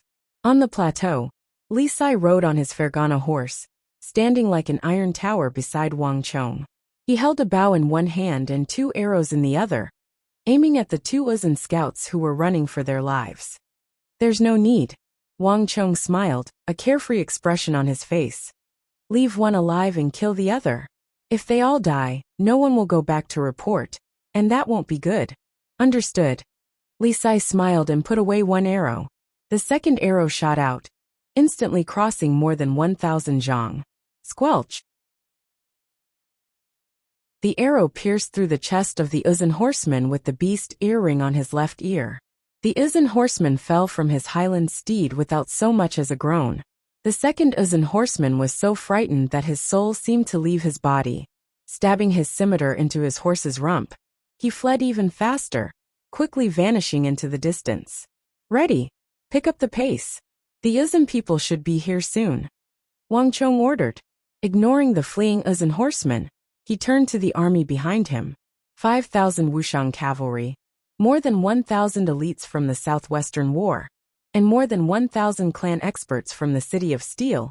For this operation, Wang Chong had brought with him nearly 7,500 soldiers. And this did not include the 5,000 craftsmen accompanying him. The scene that had taken place in the Southwestern War was now playing out once more on the Uzun Plateau. The strongest aspect of the Tang dynasty lay in the wealth it had accumulated over the decades of peace, as well as its formidable production and construction capabilities. It would be a great regret if this powerful ability could not be used in battle. Wang Chong was currently using the wealth and production capabilities of the Tang dynasty to intervene in the war. If he wanted to stabilize Qixi, he first had to pacify the Uzun. This time, Wang Chong not only wanted to forever block the Uzun's path south to invade Wuxiang, he also wanted to establish a base of his own on this isolated plateau. Moreover, with this base as the center, he could repel the Uzun and completely purge the forces of the plateau, thus stabilizing Qixi. Prepare the beehives. An energetic voice rang out amidst the densely packed and bustling army. Nay, following the excited neighing of horses, huge steel boxes riddled with small holes were pulled up from the plateau by war horses. Before the war horses had even come to a stop, groups of fully armored soldiers had rushed forward, cut the ropes, and carefully carried the beehives forward. Careful! Don't carelessly move the boxes, and don't touch the switches on them. Put them down gently on the ground. On the side, a stern-faced officer was supervising the installation of the beehives. Only those who had truly seen them would understand just how powerful and frightening these steel boxes were. Everything went according to plan. All the beehives were installed in the front row, and the other steel walls were also erected on the plateau in an orderly manner. Everything seemed to have been rehearsed thousands of times in advance, and it was done quickly and efficiently. In the blink of an eye, a simple but strong fortress was erected at the edge of the plateau, and everything was still in the process of being perfected. Cree. Half an hour later, a high-pitched shriek came from the sky. The Uzun scout that Wang Chong had released was effective. This time, the Uzun's reaction was faster than any other time. In a short period of time, a vulture that was commonly seen on the Uzun Plateau spread its wings and immediately appeared in everyone's field of vision. The first one was followed by the second, the third, the fourth. In just a few breaths' time, more than 10 vultures from the Uzun Plateau flew over from afar. What a huge formation! Looks like our opponents this time are very different. Wang Chong looked at the sky and smiled. Nothing could be seen in the distance except for the vultures, but everyone could feel the tense atmosphere in the air. Without a doubt, the Uzuns had already discovered them. This was only the first wave of investigation. What awaited them next would be a huge battle. I heard that the Foman Linta had a few battles with them before. It's normal for them to react quickly, Li Sai said. Unlike the others, his eyes showed no nervousness, but a deep anticipation. Before he had followed Wang Chong, he had been a soldier of the Biting Protectorate, a pure soldier. The duty of a soldier was to obey and to fight. In Li Sai's life, the two things that he was most passionate about were precious horses and fighting. Only the fiercest of battles could awaken the soul of battle in his heart. Zhang Ke, get ready. With Wang Chong's order, the members of the eagle team began to move. With sharp screeches, the rock eagles soared into the air, including the newly bred and valiant rock eagle on Zhang Ke's shoulder. Cree.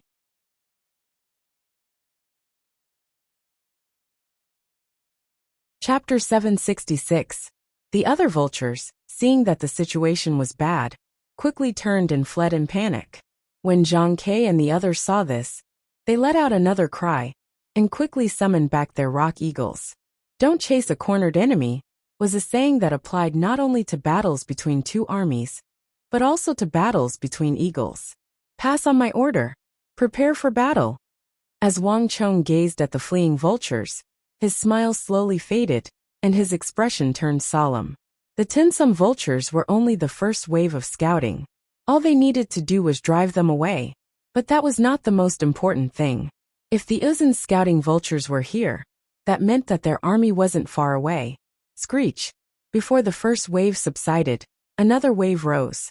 Not long after the vultures fled, another wave of sharp cries sounded, but this time, it was completely different from the previous cries. To the right of Wang Chong's army, from a completely different and unexpected direction, Several the eagles spread their wings and flew over. These the eagle didn't fly close, stopping around 700 or 800 zhang away. They circled in the air, apparently scouting for something. Interesting. A hint of surprise flashed through Wang Chong's eyes as he looked up at the eagles circling in the air. But he quickly smiled. Marquis, do we need to exterminate those eagles? A young and immature voice came from the side. Zhang Ke looked up at the eagles circling in the air, his eyes bursting with fighting and killing intent. Marquis's grand plan could not be allowed to fail, nor could he allow anyone to recklessly scout the area. No matter who those people were. As long as they were flying in the sky, as long as Master Ho gave the order, he would definitely annihilate them. The mistake of the White Braves attacking the city once was enough. Zhang Ke would not allow himself to make a second mistake. There's no need. Wang Chong indifferently waved his hand, rejecting Zhang Ke's proposal. There are some eagles you can exterminate, but there are others you can't. Don't worry about the eagle, let them be. It won't affect us. Zhang Ke was still a youth, and it was normal for him to want to erase all eyes and ears in the sky. However, Wang Chong immediately recognized the golden hoop on the eagle's right claw. It was the symbol of the Qixi Protectorate. Obviously, the fortifications he built here not only attracted the attention of the Uzan, but also the Qixi Protectorate nearby. Since they both belonged to the military system, Wang Chong naturally couldn't get rid of the eagle, who was on his side. Li Sai, you once served in Biting. Do you know of any other famous generals in the Qixi Protectorate besides Pulin He? Wang Chong asked. Just as he finished speaking, a deep and powerful voice came from behind him while he was deep in thought. I think there's Shiluana, Heba Yi and Kanandan. Shiluana is stationed in the steppe between Qixi and the Western Turkic Khaganate, defending against the Western Turkic Khaganate's soldiers. He's on the same level as Pulin He, perhaps even a little higher. In addition, Kanandan is with him in defense. If everything goes as expected, once Pulin He is dead, the one to replace him in the plateau and govern the Western Qixi Protectorate should be Heba Yi. Li Sai had served in Biting, and although he hadn't reached the rank of general, he had reached the rank of colonel, and one of the highest, on the verge of being promoted to commandant.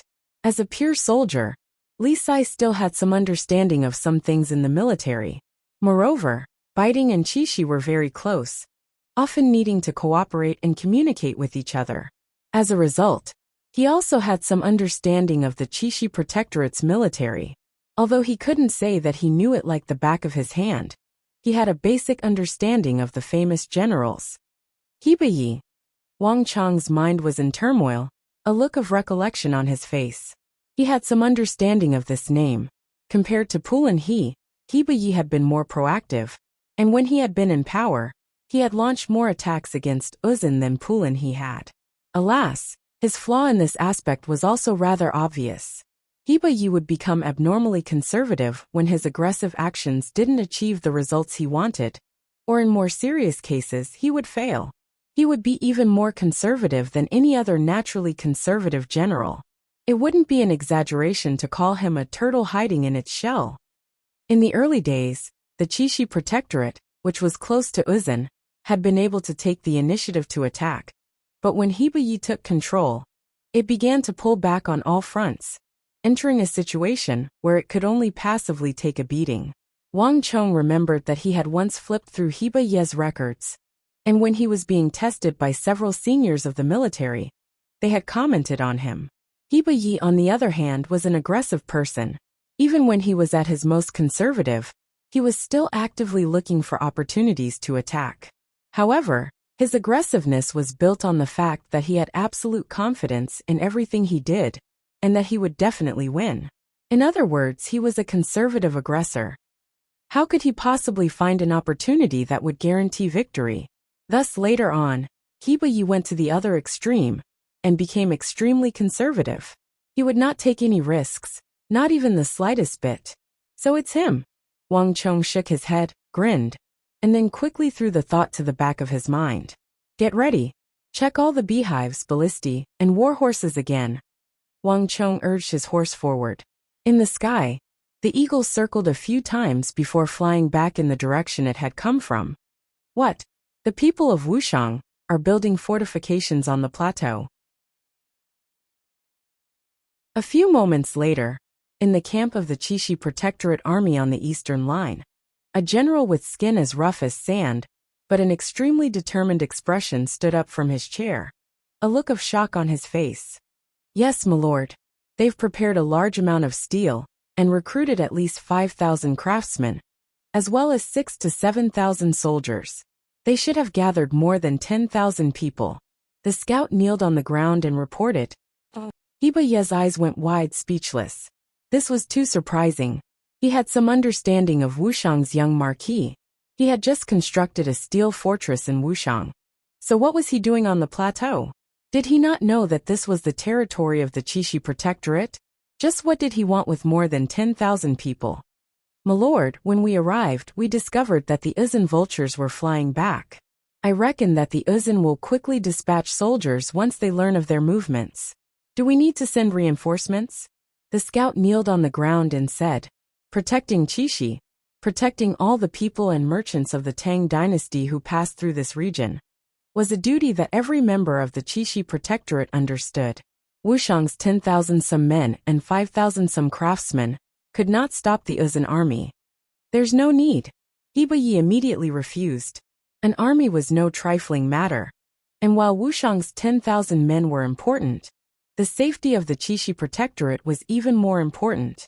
He could not risk the lives of tens of thousands of soldiers. But Heba Ye quickly began to hesitate. No, wait a moment. This is a serious matter. Hurry and inform the Protector General of this matter, and have him make a decision. In addition, send more scouts and eagles to keep an eye on the situation. I need to know the slightest sign of trouble. The Lord of Wuxiang is the young Marquis of the Tang dynasty, a disciple of the Son of Heaven personally bestowed by the Holy Emperor. If something happens to him, none of us will be able to bear the consequences. Yes. The scout hurriedly left with the order. A few moments later, flap flap, a messenger bird flew into the air, flying toward the nearby Qixi Protectorate headquarters. This brat, what does he want to do now? In the Protectorate headquarters, Foman Linta had been sipping tea, but when he received the news, he immediately stood up in shock. This was the most surprising news he had received since Wang Chong's arrival in Wuxiang. Foman Linta had never imagined that the first thing Wang Chong would do after establishing himself in Wuxiang was run to the Uzin Plateau. Lord Protector General, this is truly unreasonable.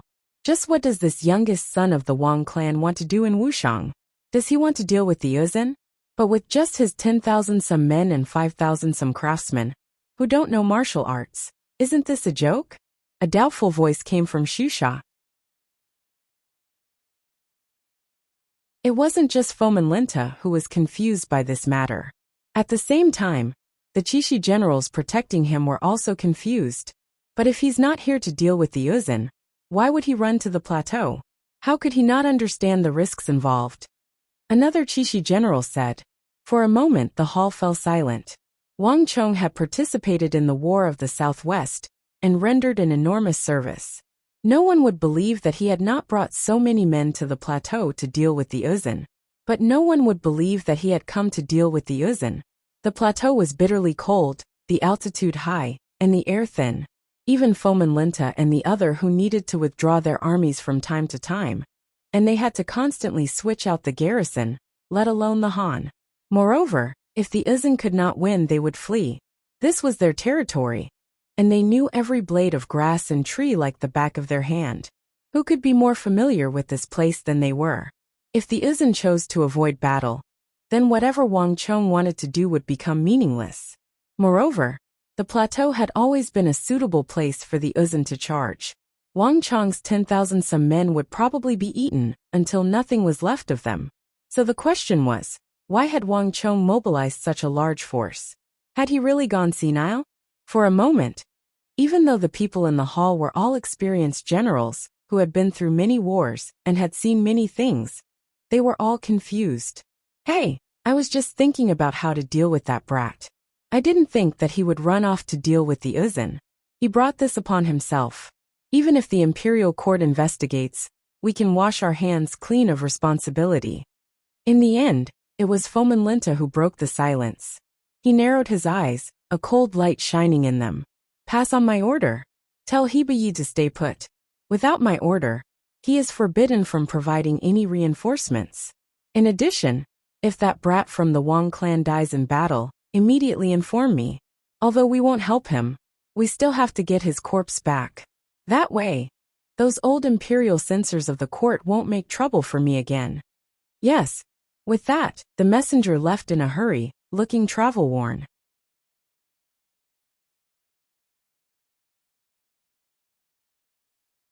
Chapter 767. Meanwhile, on the Uzun Plateau, Wang Chong was leading the Uzun cavalry, and the experts dispatched by the great clans, preparing for battle. Nay! The excited cry of a horse came from the distance, instantly shattering the calm of the plateau. The Uzun reacted much faster than expected. In the blink of an eye, the earth quaked as thousands of Uzun cavalry galloped toward the plateau like a black tide. Their aura seemed capable of toppling mountains and overturning seas, making one's heart palpitate in fear. In a flash, the winds began to howl, and the atmosphere on the steppe became tense. Ready! Wang Chong raised his sword and pointed it forward, his voice calm and composed. In the face of the thousands of Uzun cavalry, Wang Chong showed no fear, only endless anticipation. If he wanted to change Qixi, change the western regions, change the fate of the entire empire, he would have to start now. Clang! Armor clattered, and the moment Wang Chong gave the order, the 5,000 Wuxian cavalry behind Wang Chong finished assembling. The 5,000 soldiers silently stood behind Wang Chong, all of them as silent as mountains, invading like fire, immovable like a mountain. Although the army did not move, everyone could feel the majestic energy hidden under that calmness, like a volcano. 10 li, 8 li, 6 li. As they got closer and closer, they could even see the breaths exhaled by the Uzun cavalry and the trembling weapons in their hands. It's the mountain army. A cry of alarm could be heard, not from Wang Chong's camp, but from the scouts dispatched by the Qixi Protectorate several hundred zhang away. They had fought with the Uzun for many years, and were extremely familiar with the Uzun armies. At a glance, they had noticed the symbol of a mountain on the left chests of the Uzun soldiers. Based on the terrain, the Uzun had divided their armies into the Plains Army, the Steppe Army, and the Mountain Army. The most powerful among them was the Mountain Army. Cavalry was most suited to fighting on flat terrain. If they could fight on complicated mountainous terrain, then the strength of this army could be imagined. The strength of the Mountain Army generally surpassed that of other armies. They were extremely strong, and the war horses they rode on were specially trained.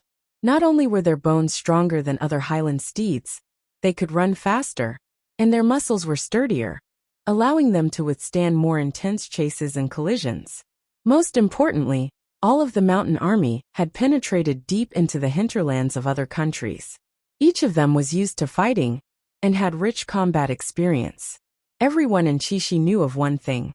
Uzun's Mountain Army had once bypassed Qixi, and penetrated deep into the steppe, defeating a force of Western Turkic Khaganate cavalry several times their number.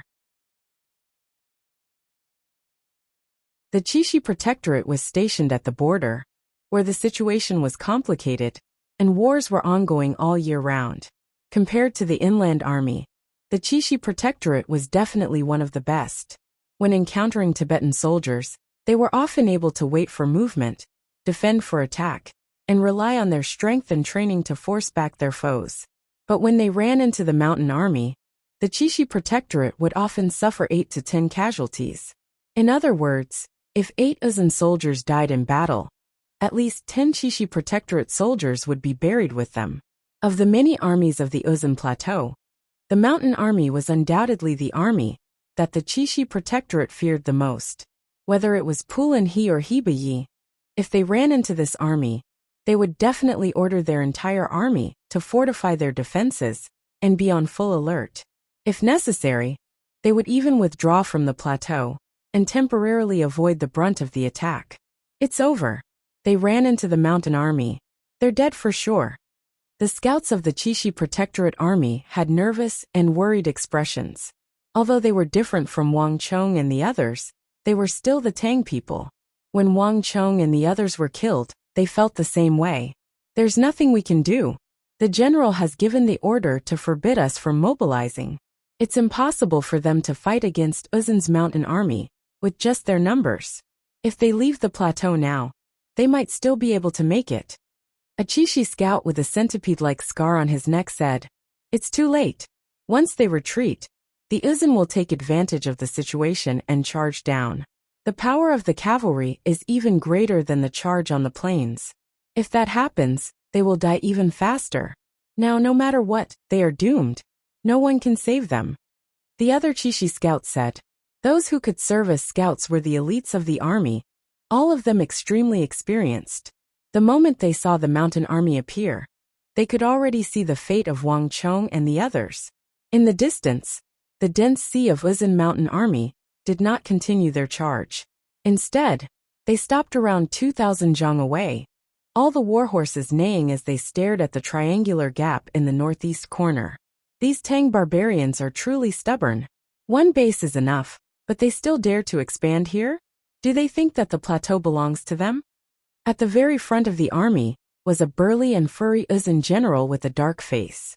He wielded a strange stinger more than 1 zhang long, a savage light in his eyes. "General, the triangular gap is the main path between Chishi, Longxi, and the Turkic steppe. No matter what, we can't let them block it," an Uzin general next to him said.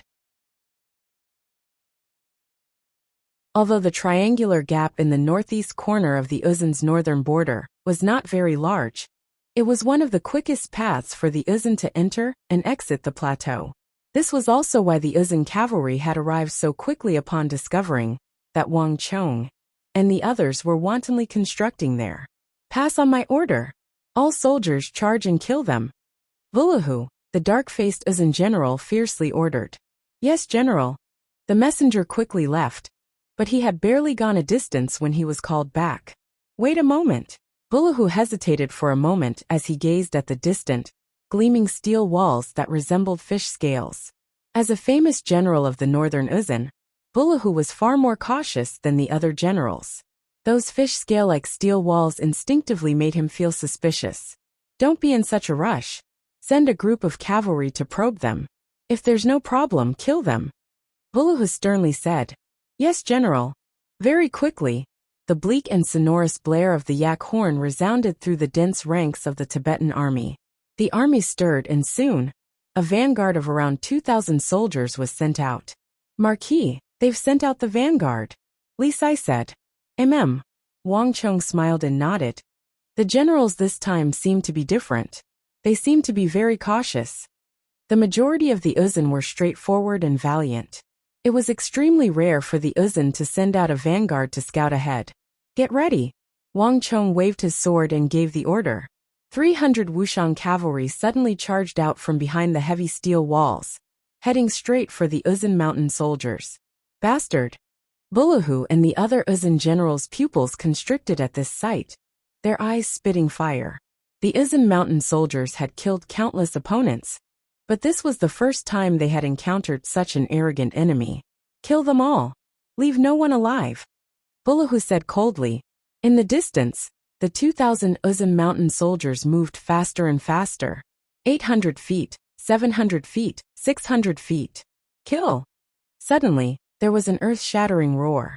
The 2,000 Uzin mountain soldiers unsheathed their scimitars with bloodshot eyes and charged at the 300 Wuxian cavalry. As they charged, the 2,000 Uzin mountain soldiers quickly split into 7 groups of 300, forming a 7-layered echelon formation. Like a tidal wave, they charged at the 300 Wuxian cavalry. The earth trembled as the aura of the 2,000 Uzin cavalry merged into one. It was incomparably heavy. Rumbling sounds came from beneath the hooves of the horses, as if even the earth beneath their feet could not bear their weight.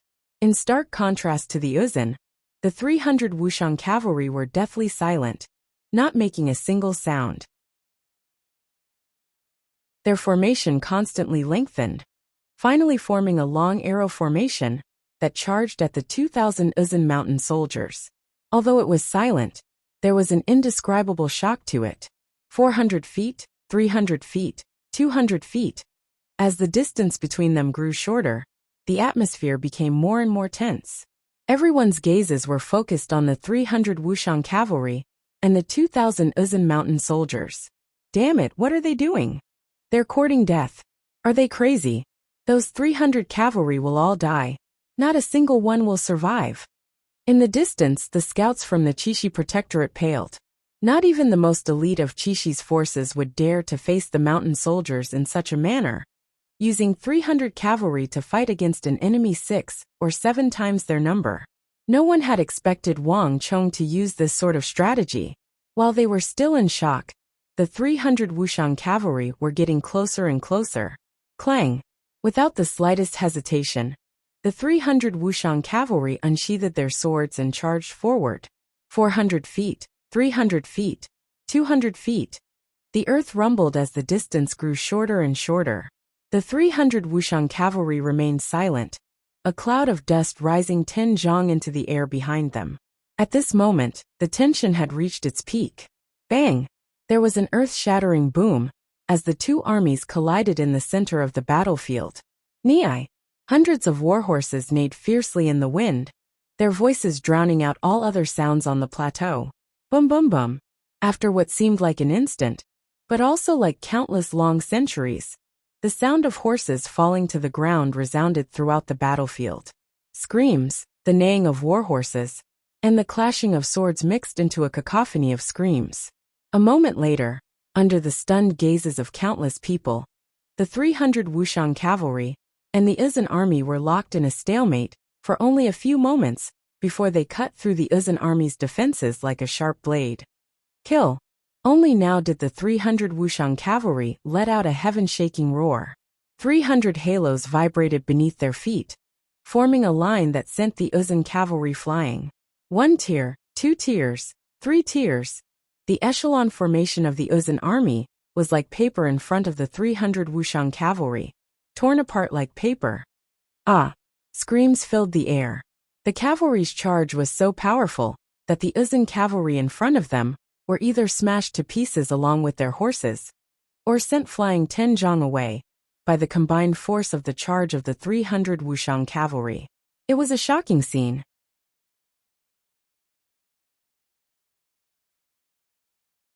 Chapter 768. This is impossible. In the distance, Buluha's eyes went wide, his face filled with disbelief and shock, his entire body trembling. This can't be happening. His body leaned forward, his hands and feet icy cold. The scouts of the Qixi Protectorate were also shocked. 300 against 2,000, a difference of 7 times. No one had expected the final victor to be 300. Impossible. Impossible. Just who are they?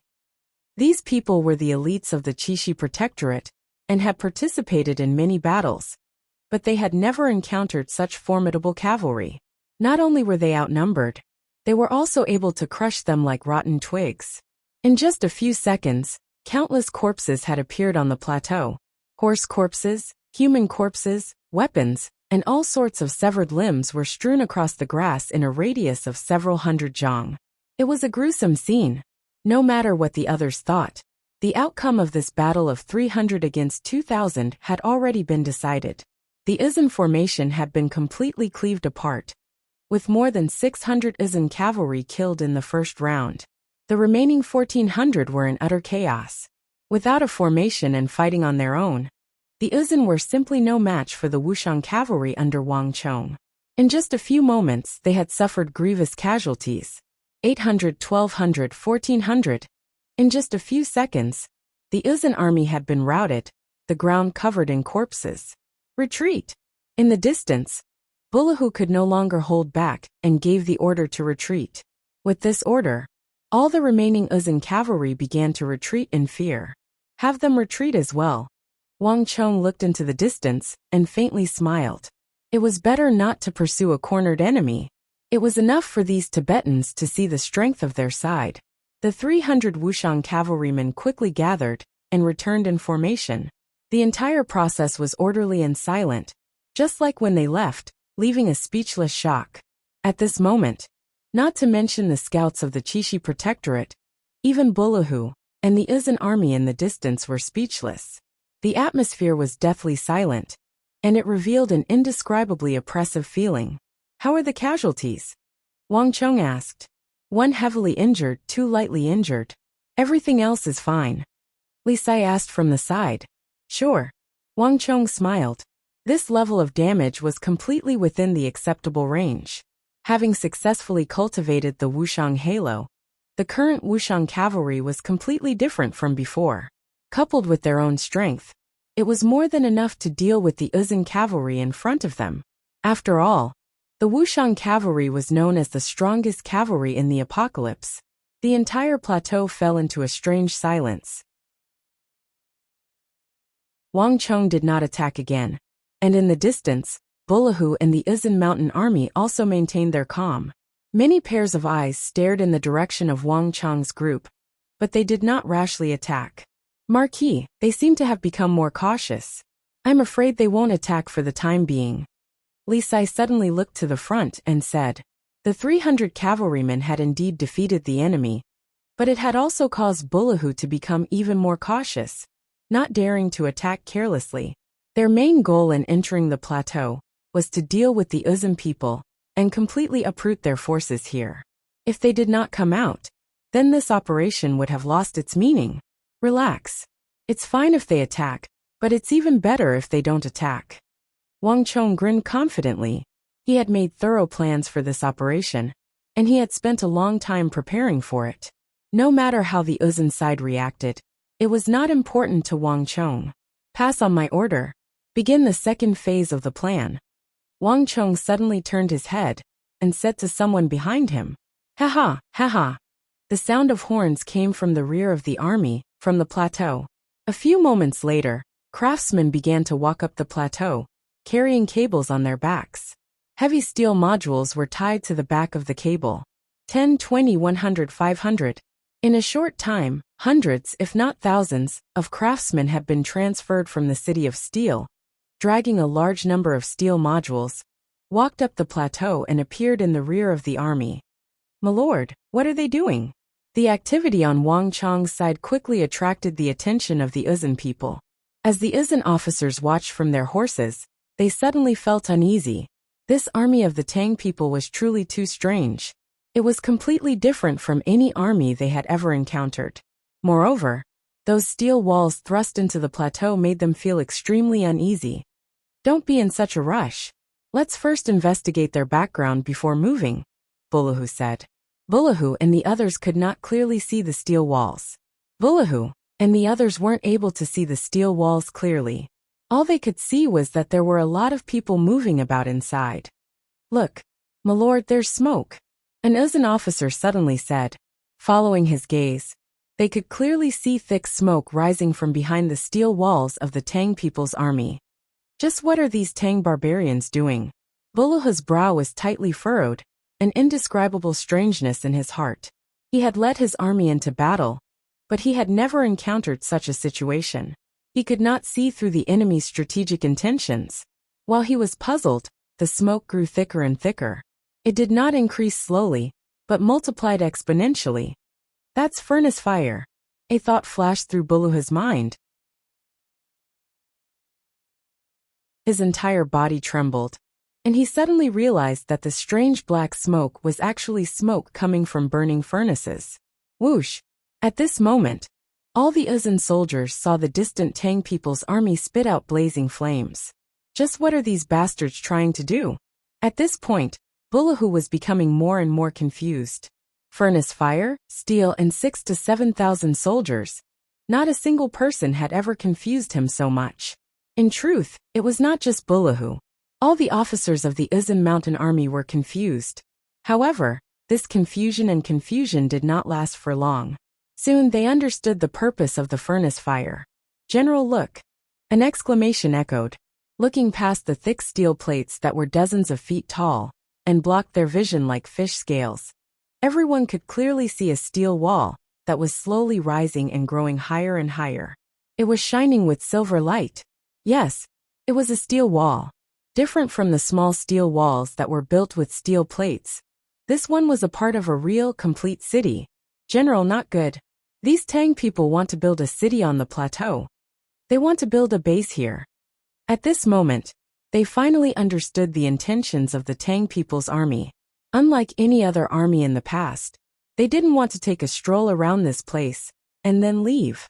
Instead, they wanted to build a fortress of steel here, defend it, and take root here forever. In a flash, all the Uzun soldiers were alarmed and furious.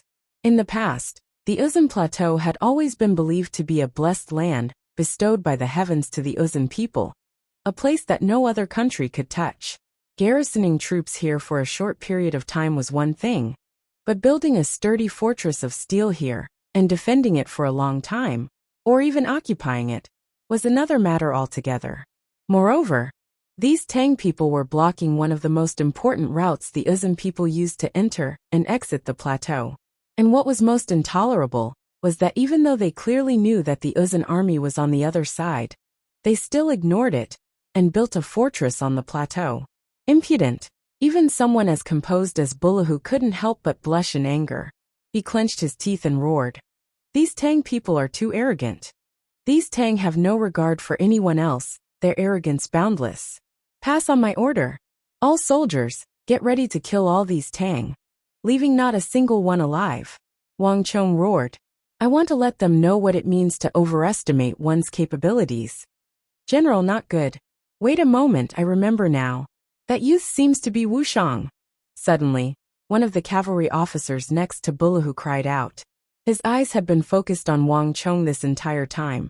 But now, he seemed to wake up from a dream, a look of extreme fear and agitation on his face.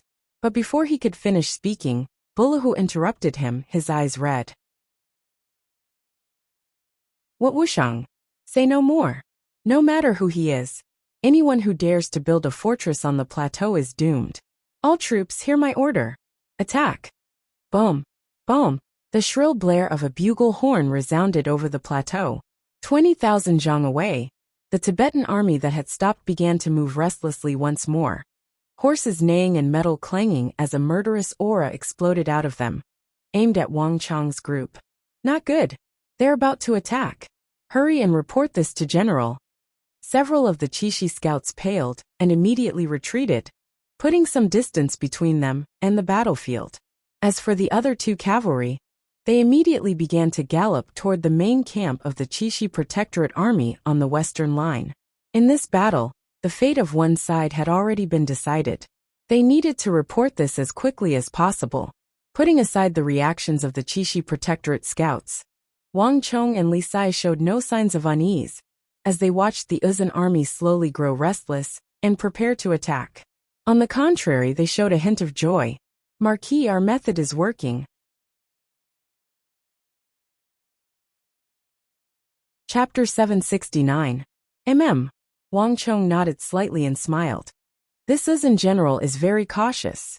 However, no matter how cautious he is, he won't be able to withstand us building fortifications on the plateau and building a city on the spot. Furthermore, we're building a triangular gap in such an important place. If he can still endure it, then we'll speed up the construction of the city. In addition, we'll build a second city at the same time. There's a limit to a person's patience. I don't believe that these impulsive Uzun can endure it for so long. The Uzun was not an agricultural civilization like the Central Plains. Their culture made it impossible for them to be as tenacious and tolerant as the Han people. Their nature was more inclined to act on instinct, which was why the Uzun were famous for their ferocity and bravery. In other words, they were impulsive. No matter how cautious and wise the Uzun were, they were only compared to the impulsive Uzun, like Dalun Ruozan, who was well versed in the classics of the Central Plains, calm and wise. The Uzun could be counted on one hand in the entire Uzun Empire. And no matter what, it was impossible for a top-notch Uzun general of that level to appear in the army before them. Let them get ready. Wang Chong looked forward and raised an arm. Yes, Marquis. Li Sai bowed and quickly turned his horse around to go back. Swift as the wind, gentle as the forest, unmoving as the mountain, and aggressive as the fire. The 5,000 Wuxiang cavalry behind Wang Chong had reached the peak of military training. Every move they made was orderly, and their tacit understanding with each other was something that no other army could match up to. There was no earth-shattering commotion like the Uzun cavalry. The moment the order was given, the entire army had already assembled, forming a stark contrast with the Uzun army. However, this kind of silence, coupled with the momentum of 300 people sweeping away 2,000 people, and that kind of overwhelming killing, gave people the feeling of the calm before the storm. This was a powerful pressure that no noise could match. Uzun's attack was much faster than expected. In just a few breaths, the earth trembled, and the wild grass on the plateau swayed along with the wind.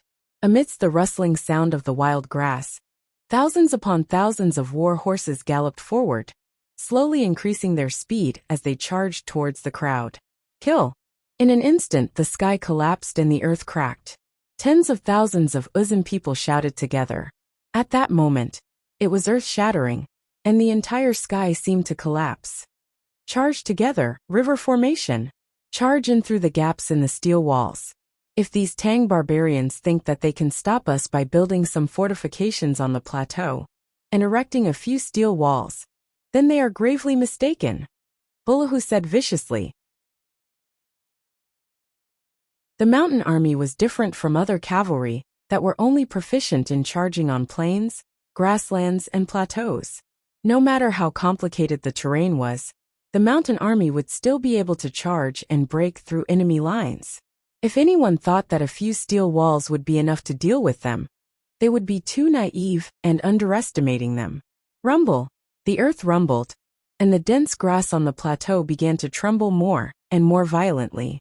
1,800 feet, 1,700 feet, 1,600 feet, 1,500 feet. As the distance closed, the tens of thousands of Uzun warhorses grew faster and faster. Behind them, billowing dust rose dozens of feet into the air, making the Uzun charge even more frightening. Not only that, but during the charge, the Uzun army rapidly split into thousands of smaller formations, each one aimed at the gaps in the steel walls in front of Wangchong. Not only did the army not slow down in the slightest, but it even sped up. Interesting. This Uzun general seems to be quite extraordinary. Across from the army, Wangchong closed his eyes slightly when he saw this. Many steel walls were erected all over the plateau, and one of the most important functions was to break up the tide-like echelon formation that the Uzun people were famous for. But this Uzun general before him, despite having an absolute advantage in numbers, not only did he maintain extreme caution, but he was also able to divide the army into another powerful charging formation without using the echelon formation. This alone made him surpass most of the Uzun generals. But unfortunately, even so, it's useless, because you don't understand what you're facing at all. Wang Chong's eyes flickered for a moment, but soon returned to normal. The Uzun general was already very outstanding, but unfortunately, he didn't understand that he wasn't facing an ordinary army of the Tang people, but the #1 war saint recognized by the Central Plains. The tricks he showed were useless in the eyes of Wang Chong. The steel walls that Wang Chong set up were not as simple as he thought. Suki, have all the craftsmen retreat to the rear. There's no need to stop the construction of the city. Continue the construction. I have a feeling that we'll need these city walls soon. Wang Chong looked ahead and said without turning his head, "Yes, Marquis." Suki bowed in acknowledgement and quickly retreated. The 3,000 craftsmen he brought earlier quickly retreated to the rear and joined in the construction of the vast city in the rear. 1,400 zhang, 1,300 zhang, 1,200 zhang, 1,100 zhang. The vast Uzun cavalry covered the sky and the earth, whistling as they approached. They moved faster and faster, and the distance between them grew shorter and shorter. When the distance was shortened to 1,000 zhang, rumble! A halo shot out from under Wang Chong's feet and quickly spread to the entire army. Clang! A longsword slashed through the air. In an instant, a fierce gale stirred and metal clattered. The 5,000 Wuxiang cavalry shot out of the formation like an arrow from a bow amidst the neighing of Nei's horses. This army of 5,000 exploded with an earth-shattering aura that not even an army of tens of thousands could match. The halo of Wuxiang, the halo of sharpness, the halo of Dusk Stallion, All of these halos were attached to the feet of the Wuxian cavalry. At the very front of the army, Li-sized 2-meter-tall body was like a mountain. Beneath his feet, a massive halo of thorns shot out and rapidly spread to the feet of every soldier. When the 5,000 Wuxian cavalry had first stepped out, their feet had been dim and devoid of halos.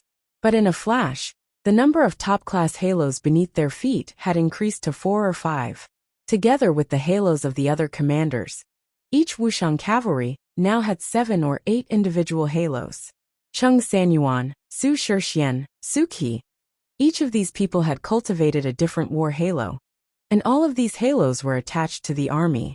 This caused the seemingly weak Wuxian cavalry to rapidly rise in strength, ultimately reaching an astonishing level. How could this be? Sensing the terrifying aura rising from the bodies of the Tang dynasty cavalry, all the Uzun mountain soldiers felt an extreme blow. It was as if an insignificant and weak ant had suddenly expanded into a mountain-moving giant in front of him. And the numerous top-notch halos beneath the feet of this great Tang cavalryman left everyone deeply shaken. In a flash, all of them felt an enormous pressure. Even the commander-in-chief, Bulahu, couldn't help but widen his eyes. He had fought in many places: the western regions, Arabia, Greater and Lesser Balar, the Tocharians, the Tang dynasty. He had encountered countless armies, but none of them had given him such a feeling of power. Bulahu wanted to make some changes and warn the army, but it was too late. The arrow was already knocked on the bowstring, and it had to be released. Moreover, it was no longer up to him to decide. Once the cavalry began to move, it would be impossible to stop for a short time. The final result would be trampling over each other. Where did this army come from? This thought flashed through Buluhu's mind, but before he could think any further, the two armies had already clashed. Rumble! With a heaven-shaking boom, the 5,000 Wuxian cavalry charged into the Uzun army like a thunderclap. Clang! Amidst the clattering of metal, no one noticed that in the distance, Wang Chong was looking at the fierce battle in front of him with a grin, and then he had simultaneously released the bane of the battlefield halo and the bane of general's halo. These two halos were not applied to his own people, but to the feet of all the Tibetan cavalry and officers. In a flash, amidst cries of alarm and warning, the strength of the Uzun mountain army plummeted by several levels. Nay! The wretched neighs of warhorses resounded over the plateau. A moment later, under countless stunned gazes, the clearly superior Uzun mountain army, numbering at least 30 to 40,000, was routed like weeds in the face of the charge of the 5,000 Wuxian cavalry. The 5,000 Wuxian cavalry roared as if they were invincible. The densely packed Uzun soldiers were no match for them. Countless Uzun soldiers and their horses were thrown into the air and sent flying. Stop them, stop them! Those who retreat will die. Attack them from the flanks. Echelon formation, organize the defense. No one can defeat the Uzun on the plateau. Attack! Waves of wretched screams rang out. All the Uzun generals were issuing urgent orders, but no order could stop the Uzun army from collapsing. The entire army was routed, and the speed of the collapse was unbelievable. Oh my God! What did I just see? Report to the general. Report to the general. This is crazy. How could our Tang dynasty have such a powerful army? This is the plateau, and their opponents are the elite Uzun mountain army. The general will never believe what we just saw. As the eagle soared into the sky, the distant scouts of the Qixi Protectorate were stunned by this sight. After fighting with the Uzun for so many years, this was the first time they had realized that the cavalry of the Tang dynasty could also be so formidable, capable of such a powerful charge. On the plateau, they were actually able to crush the Uzun, who were hailed as the proud sons of the plateau. You're tuning in to the Li Mei's Wuxia Whispers YouTube channel. We're so grateful for your support, and don't forget to subscribe to join us on this incredible journey through captivating stories. Your generosity through donations truly makes a world of difference, as it's the primary source of revenue that allows me to expand and enhance this channel for you. Thank you from the bottom of my heart for being a part of this adventure.